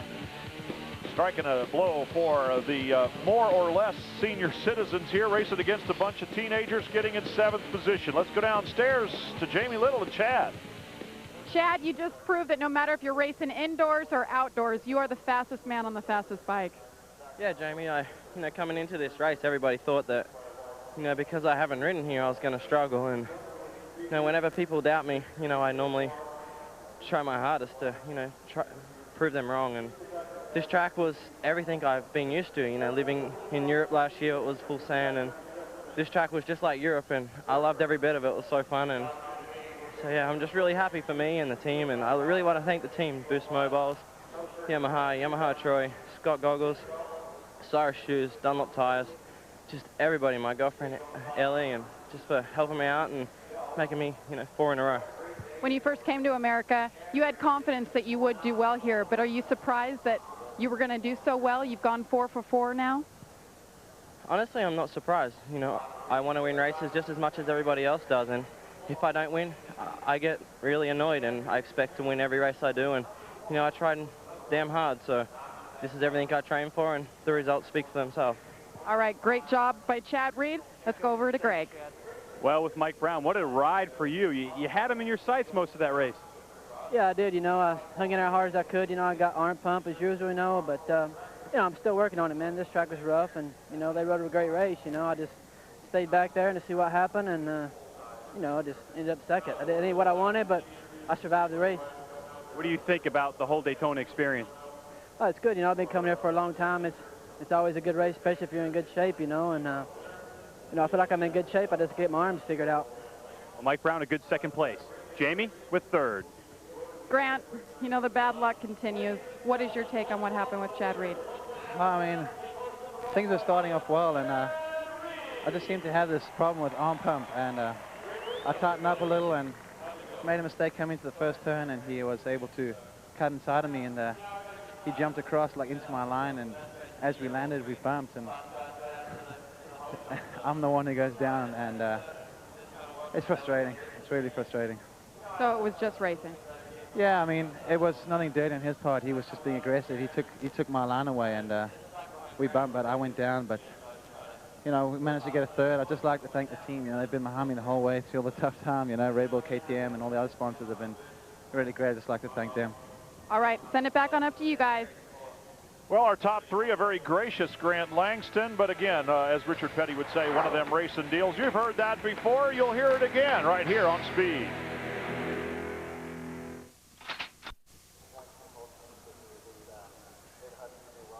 Welcome back to Daytona. Interviews still going on for the winners in the 125 Supercross, the Daytona Supercross by Honda. And our congratulations to the winner, Chad Reed, Mike Brown, and Grant Langston, who are doing the interviews right now downstairs. Again, a nice crowd on hand. We take a look at the points here. Chad Reed has taken the whole loaf while everybody else has gotten a nice big slice here and there. You can see a 16-point advantage over Mike Brown, who finished second here today. Steve Boniface, terrible race for him, 13th position. That hurts. And Buddy Antonez, as we mentioned, was 11th, moved up to 9th by the end of the race. He's 4th in points, rather. And while the 250s are getting ready and the 125s are finishing up their business, we'll take another commercial break. We'll come back. We'll talk about the fact that David Vuillemin, the points leader in 250, isn't racing, and Carmichael could be the new leader. At Daytona International, the 250 main event riders are getting set to go. You can see that the starting lineup is not quite complete behind the gate, but this is the way they're going to line up. Tim Ferry, Travis Pastrana, and Ricky Carmichael. Pastrana had his choice, winner of the fastest heat, and Stephane Roncada making up the first 4 you see here. Sebastien Tortelli, Ezra Lusk, Ernesto Fonseca, and Jeremy McGrath, all in the top 10. We continue to look down through the starting grid, and the handsome guys behind the helmets there: Favoni, Kyle Lewis, Keith Johnson, Jason Thomas, and Damon Huffman. There he is on his number 20 machine. Nick Way, Heath Voss, and Nathan Ramsey coming in from the semi. Way had some problems. Hopefully he'll be able to bounce back. Isaiah Johnson also, went down, got up. That seemed to have been the order of the day. We saw the best riders do it. We saw riders a little bit deeper in the field do it. And here are the remaining riders for the 30-bike field in the 250cc main event. And you look at those last three, Olaf, Styles, they all had to come from the last chance. So they've had a long day this far, and it's not over. We got 20 more laps of racing. That's exactly right, and it's coming right at you, live on Speed. The Daytona Supercross by Honda 250 main event when we come back.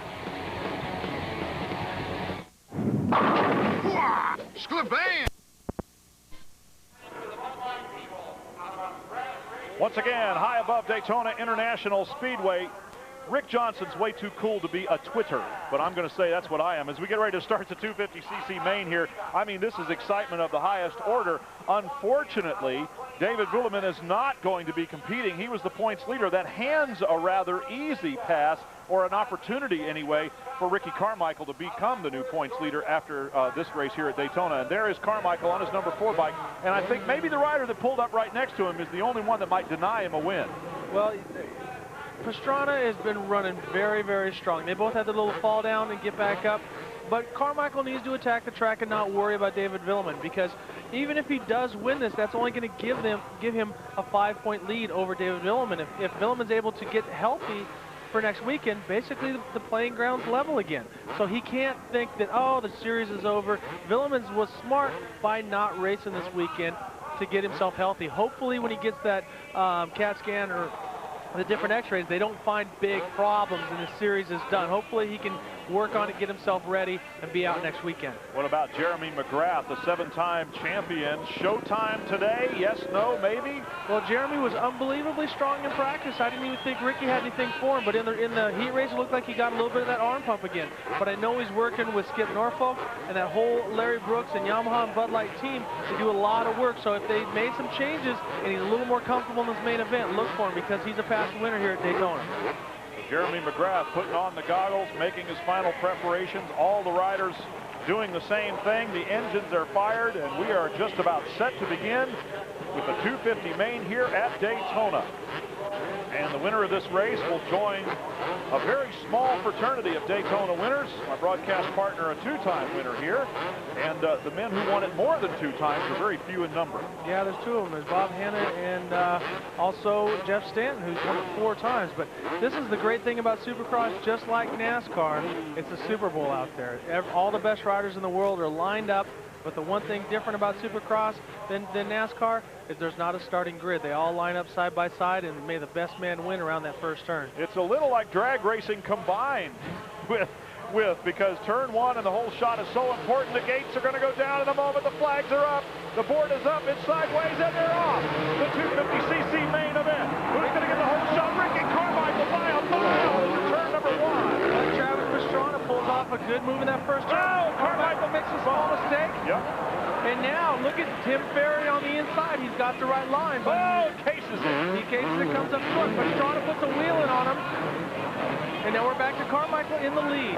Carmichael out in front, had about 3 bike length lead going into the turn. Pastrana got to him. Now Pastrana makes a mistake. Yeah, it looks like Pastrana's a little bit tight. He needs to start breathing and start relaxing and get into his groove, because Tim Ferry has made a good move into second, but Ricky Carmichael's put about 10 bike lengths on these guys. They can't let him run away. Tim Ferry running in second position. Carmichael is trying to run away, and so they really better punch in their collective time cards and go to work on the kid from Florida. Well, the one time that somebody gave Carmichael a hard time, he was able to pass him on the last lap, and that was David Vuillemin in Indianapolis. So if they stay in touch with him, it might tighten Carmichael up a little bit, and hopefully they'll have a shot at him at the end.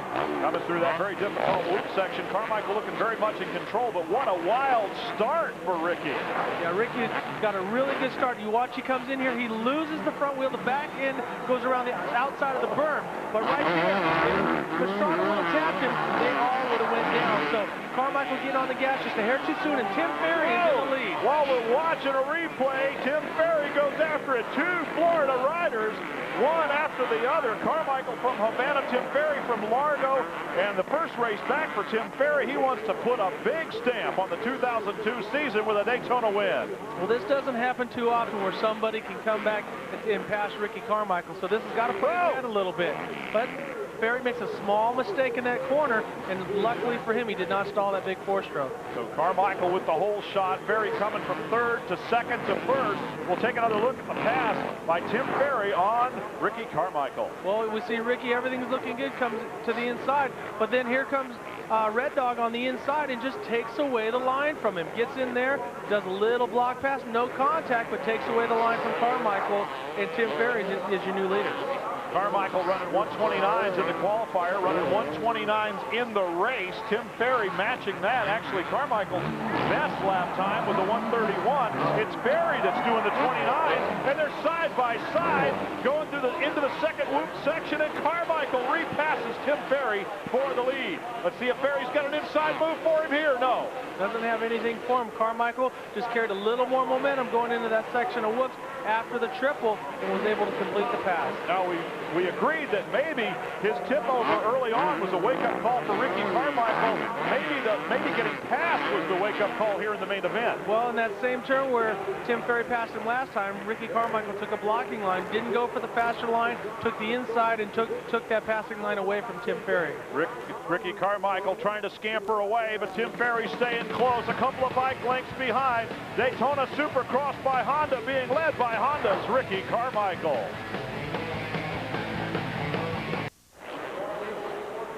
At Daytona International, Travis Pastrana has thrown down a 128 lap, moved past Tim Ferry into second, and he is stalking Ricky Carmichael for the lead. Yeah, Ricky's been running real strong and consistent out front, and Travis, with that momentum getting by Ferry, he's riding really, really hard. Hopefully he can keep his focus because he's reeling in Ricky Carmichael, so he's just got to make his move and not make it too soon. A lot of times Pastrana's been the fastest guy. Here we'll take another look at the pass on Ferry where he has a great run at him going up to the triple. He stays a little bit lower. Notice how he absorbed it up.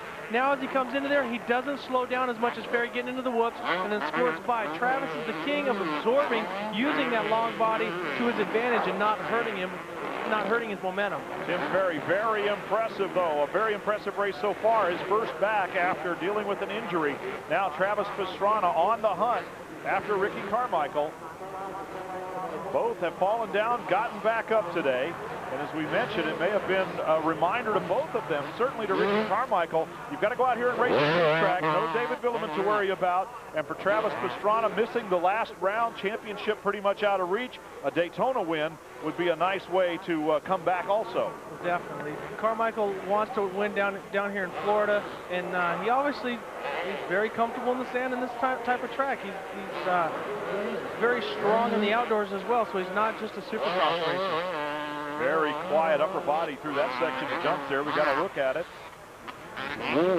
He seems to have his momentum, but notice how hard he drives. As soon as he enters the corner, even gets the bike close to going in the right direction, he is on the gas. Ricky's speed is very intense, and the way he rides right there, he reaches up, adjusting his goggles. A lot of times the riders have tear-offs on their goggles, and they'll pull them off because they'll get sand in between them. Even though Ricky's out in front, sometimes you get sand in between your tear-off shields, and what those are is little clear pieces of plastic. When you get roosted, get dirt on them, you can pull them off and you get a clear one. You can see the little tabs hanging out there on the left side of his goggles. So you'll see the riders do that a couple times. They're not really waving at the crowd or giving any kind of peace sign. They're just, clearing out their vision. Lap time scrolling across the top.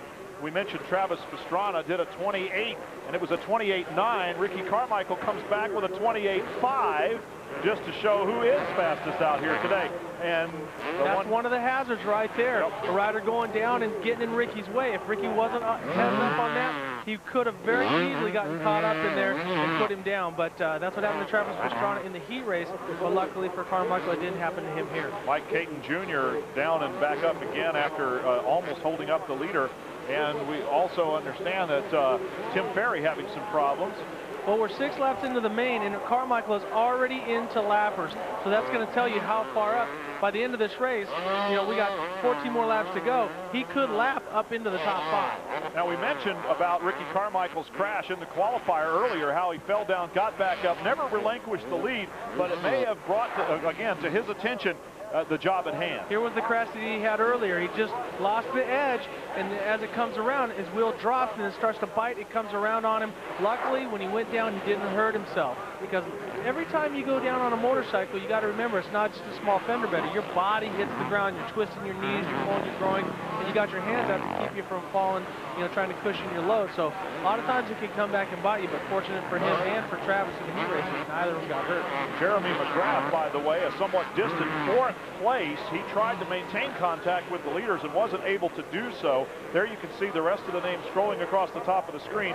And Ricky Carmichael seems to have relaxed as much as anything, and now his lap times are faster than they were early in the race. He's just settled into a rhythm, and Ricky Carmichael has this race under control for now. We emphasize for now, and right now we're going to take a break.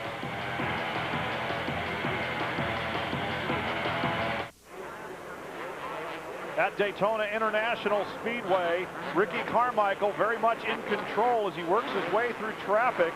He's able to pick his line pretty much anywhere he wants to go. The Havana, Florida rider on the factory Honda doing a great job, Rick. Well, he does, but he has to be very careful of lap riders. You know, as he goes through them, he's cutting through them at such a rate that he comes up on guys. He could be committed in the air, and next thing you know, he's right on top of the next guy, so he has to be careful.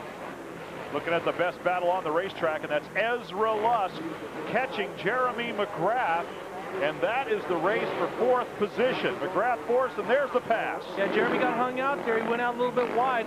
If you look at Jeremy's body position, he seems to crouch a little bit forward when his arms start to get pumped. So it looks like he's continuing. He's still having that problem of arm pumping. Unfortunately for him, he had a great run going here, but now he seems to be just fading back a little bit each lap. And Sebastien Tortelli, the next one to come after Jeremy McGrath. There's Tortelli also coming back from injury. Well, yeah, it's really good to see Tortelli coming back and putting together a real solid run, but this is what's happened to Jeremy throughout the season. He starts out strong, typically winning the heat races, being, you know, right there at the beginning of the main, but as the race goes on, and I'm telling you people, it's unbelievable. It sounds kind of simple to somebody that's never ridden arm pump, but imagine your hands, what your arm feels like when you sleep on it and it falls asleep, where you can't move your arm, you get like your arms feel numb where you can't control them.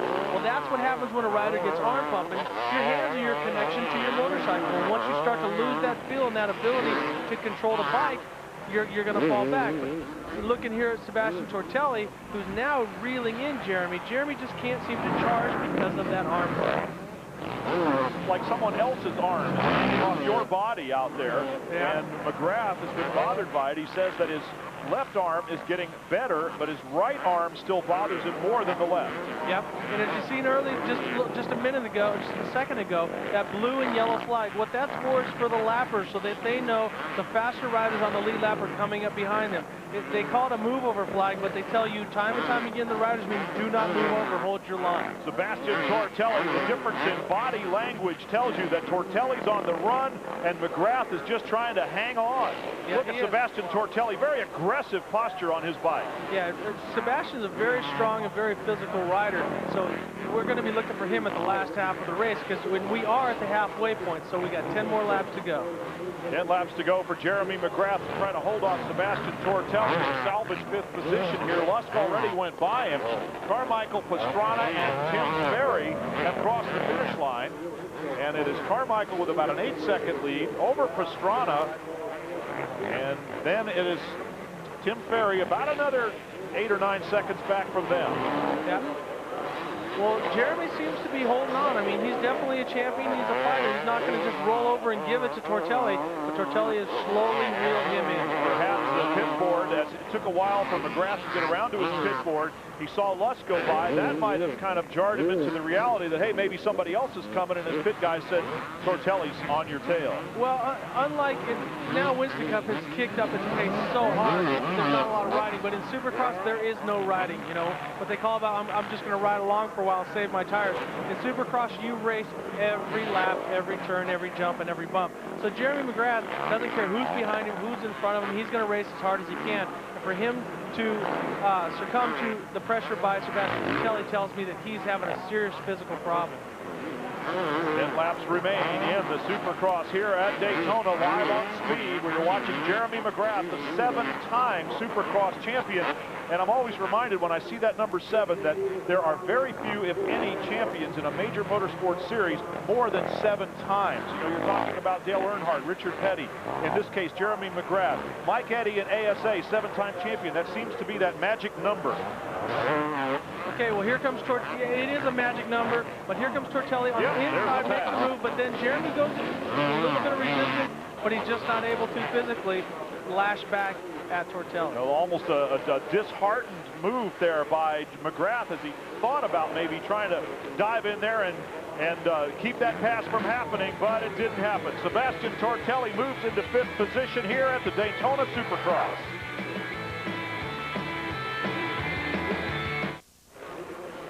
Ricky Carmichael continues to lead here at Daytona International, a pretty sizable lead. And by winning this race, he will become the new points leader over David Vuillemin, who did not compete. The difference was a -20 for Carmichael coming into the race. It'll be a +5 going out of here if he holds on. The yellow flag is waving because number 199, Travis Pastrana, went down hard just past the start-finish line. You can see that Carmichael has slowed down just a little bit. His 4th lap was his fastest, his most recent 6 seconds slower than that. So Pastrana is down hard and out of the race. And it reminds us, and it should remind Ricky Carmichael, that you've got to keep your concentration all the time, constantly, because we've said it before, it's happened to them. You can fall down and your whole race changes in a heartbeat. Yeah, it does. You can see how Carmichael's bouncing from side to side to side, constantly correcting his bike. It's never easy out there because you're trying to go as fast as you can and your bike's getting whipped all over the place. So you're using your body, you're using the power, you're using the brakes and the accelerator, trying to do everything you can to keep yourself moving forward and gaining time. But now he knows he has a big lead, so he's relaxing a little bit. That's where you see the 6 seconds off, because he's getting constant signals back and forth from his mechanic. He knows he has a big lead, no reason to take any chances. And the one other thing that he has to deal with is the shadows now. The sun's starting to go down, and we're starting to get a lot of shadows there where he goes in and out, where he can't see the ground as clear as he could before. Ricky Carmichael leading very comfortably, while in the middle of this crowd of concerned people is Travis Pastrana. They're looking him over down there. You can see that there are some of his Sobi Suzuki team people and certainly friends and family members, all of whom, of course, are properly credentialed to get into that part of the racetrack. So it's a small crowd, but they're showing their concern, and we wish Travis the best, and we don't know anything about his condition just yet. Carmichael, meanwhile, comfortably leading, coming up on the 7th round, and Joe Olaf, whose fans we saw in the stands earlier. And Olaf is in 21st position right now, and is probably a couple of laps down to Carmichael at this point. Carmichael is just still running out in front. He's got a real comfortable lead, no reason to push it, no reason to take any chances. But one of the riders that I'm really happy for is Ezra Lusk. He went from 6th up to 3rd. This will be his first podium of the year on a Kawasaki, so our hats are off to Ezra Lusk. The race is not over yet, but still, Ezra's showing a strong ride right now. Sebastien Tortelli showing a very strong ride. In fact, he has pulled up pretty close behind Ezra Lusk. And so we've got a little bit of a battle going on for 3rd and 4th position behind Carmichael. There it is. Okay. Ezra Lusk, and here comes Tortelli. Tortelli's showing how strong he is, that he's back in shape, he's ready to go, and his time off was well needed and well deserved. So he's making a strong comeback. So there's Ezra Lusk and Sebastien Tortelli coming up behind him, and Tortelli's had a good run from pretty deep in the field, as Lusk did. McGrath and some of the others, of course, Pastrana out of the race now. Jeremy McGrath going from up front and slipping back, but these are two of the guys who have come forward in this race, and now they've found each other. And one other thing is Ricky Carmichael has just lapped 11th place with 6 laps to go. And here's the battle. The battle's for 3rd position, the one space on the podium. You know, everyone talks about you got to make it to the box, and this is what these guys are working for. So if either of these two make it, and there, Lusk goes off the track. 1 second, you know, a glimpse of frustration or miscalculation, and he's off the track and now lost that podium position. And with that, Sebastien Tortelli goes into 3rd, but just for the moment, and now they have, well, they swapped positions briefly, and Ezra Lusk is fighting his way back. Well, Ezra Lusk could not make the pass because they had yellow flags out for Travis Pastrana, so he had the run on Sebastien, but he couldn't do it because if he did, he would have been docked or penalized or fined or everything or all of the above. So it was a smart move on Ezra Lusk to hold back and take another shot at Sebastien a little bit later. Sebastien Tortelli pretty comfortably in 3rd spot. We'll see if Ezra Lusk can get back at him. And we'll take another look at it here. Right here you see Ezra just get the grooves, and all of a sudden he starts heading for the hay bale, and he has no choice but to go off the track. And now if you go off the track, you cannot get back on the track and advance a position, but he lost a spot to Tortelli, but still he's got him in his sights, and he can come back if he's strong. Sebastien Tortelli firmly in 3rd. Tim Ferry, we haven't spoken much about him, is in 2nd position, and here's your leader, Ricky Carmichael. For the last time we went to commercial break, Travis Pastrana left the race. Hang on, cross your fingers, we'll be right back.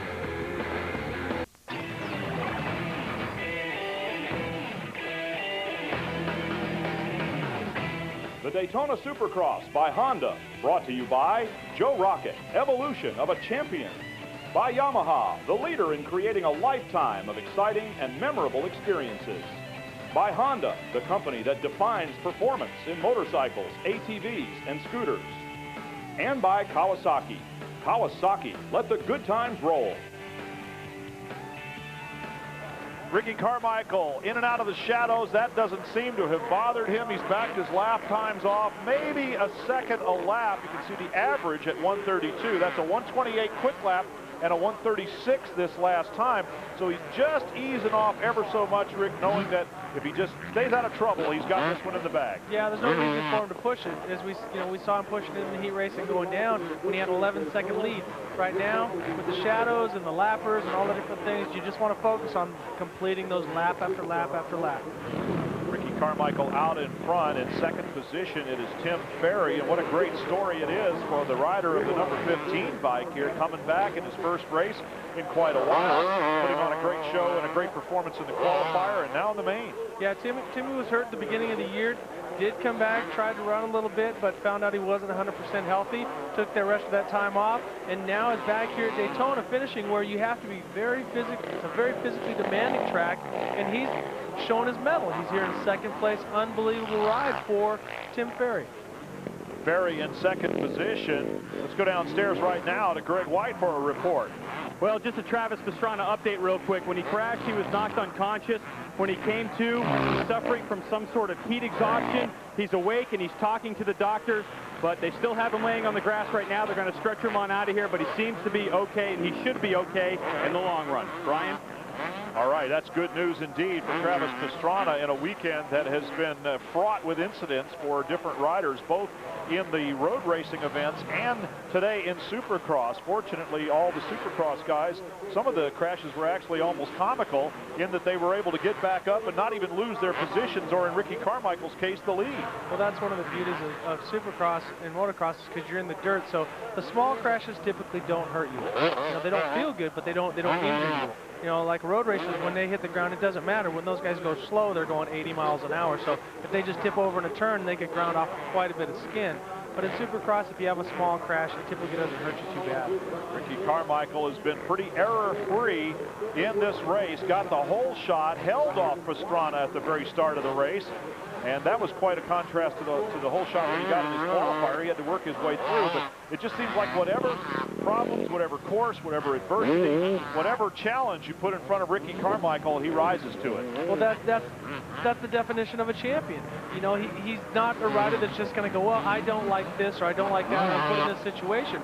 In the heat race, he got a bad start. He changed whatever he did, came out in this main event to win. So he's making concessions to fix whatever is wrong. If it's his riding style, if it's his motorcycle, he's not quite dialed in, or if it's his training. Whatever it takes, Ricky Carmichael is going to do, and that's why he's the #1 rider today. And he's also a pretty cool customer. Take a look at what he was doing while he made a pass for the lead. Tim Ferry, well, he comes up, reaches up, grabs a tear-off, gets into the lead, actually pulls 2 tear-offs. So he's so confident that he's going to be out in front and he's not going to need him anymore. He just go ahead and yanks both of them. But unbelievable confidence that Ricky Carmichael has. And there is the look of confidence as he is approaching the start-finish line for 1 lap to go. You know, it's really interesting. You know, I go on the chat room at supercross.com and talk to a lot of the different people. The anticipation and people going back and forth. Some people don't like Carmichael because he's very quiet, a lot like Jeff Stanton. Very quiet, very confident. They think he's arrogant, but really he's shy. But it's really nice to see the people down here in Florida that just love him. They've watched him grow up from a little kid. He's still not a big guy now, but from a little guy racing 50s, and he's been dominant throughout his whole career. And he deserves all the accolade that he gets when he's riding because he puts everything into it. It's 100% his life. Well, he's also been dealing with something for the first time in his career, and that is people that don't like Ricky Carmichael, because I think some of them, and he thinks so too, stems from the fact that he rode for Kawasaki all his life, but they're cheering for him here, and he's waving to them back. Yeah, and he'll be, when he wins this race, he'll be the RC will join Mike Kudrowski and Jeff Stanton as the only rider to win 3 Daytona Supercrosses back-to-back, which I only won 2 and it wasn't back-to-back, so I know how hard of a feat that is. Winning anything here at Daytona is no easy job, and Ricky Carmichael, a measure of just how good he is the fact that at Daytona, with all the pressure, all the hype, and we're guilty of providing some of that, of course, he's able to come through and win anyway. And as you said, 3 in a row joins a very small fraternity. Very, very small fraternity. Didn't work for Bob Hanna, didn't work for me or Jeremy McGrath, but Mike Kudrowski and Jeff Stanton, I got to throw props to those guys. And there he's congratulating his mechanics, showing that those guys make a big difference in his racing. With a 12-second lead, he can afford to give a few props to those that helped him get here. So Ricky Carmichael is going to make the last lap a truly triumphant one for him. And he's going to make sure that he thanks his fans and his crew and everybody else that has put him in this position. This will tie him with Jeff Ward for all-time wins, and he's still coming. 20 wins for Ricky Carmichael in a fairly short, so far, 250 career. He's heading for the finish line and will take the checkered flag. He's done that already, and now he's taking his goggles off. Ricky Carmichael, it's official, the winner of the Daytona Supercross by Honda. Tim Ferry coming in second with Ezra Lusk and Sebastien Tortelli still going after it. So Ricky Carmichael wins Daytona for the 3rd consecutive time. He has risen to the occasion. He has also risen to the top of the points chart, which we will show you shortly. Here are the results. Carmichael, Ferry, Lusk, Tortelli, and McGrath coming in 5th position, holding on for that. How about Nate Ramsey? What a day he had. And Damon Huffman, some of the other names here on the top 10 list. What a great run, though, for Ricky Carmichael, the new points leader, 3-time Daytona winner, and quite the performer here today. The rest of the results from the 250cc main event. I'd like to thank my broadcast partners, Jamie Little and Greg White downstairs, the Honorable Dave Despain, especially Rick Johnson up here in the booth, and you for joining us here on Speed. I'm Brian Drebber. So long, everybody.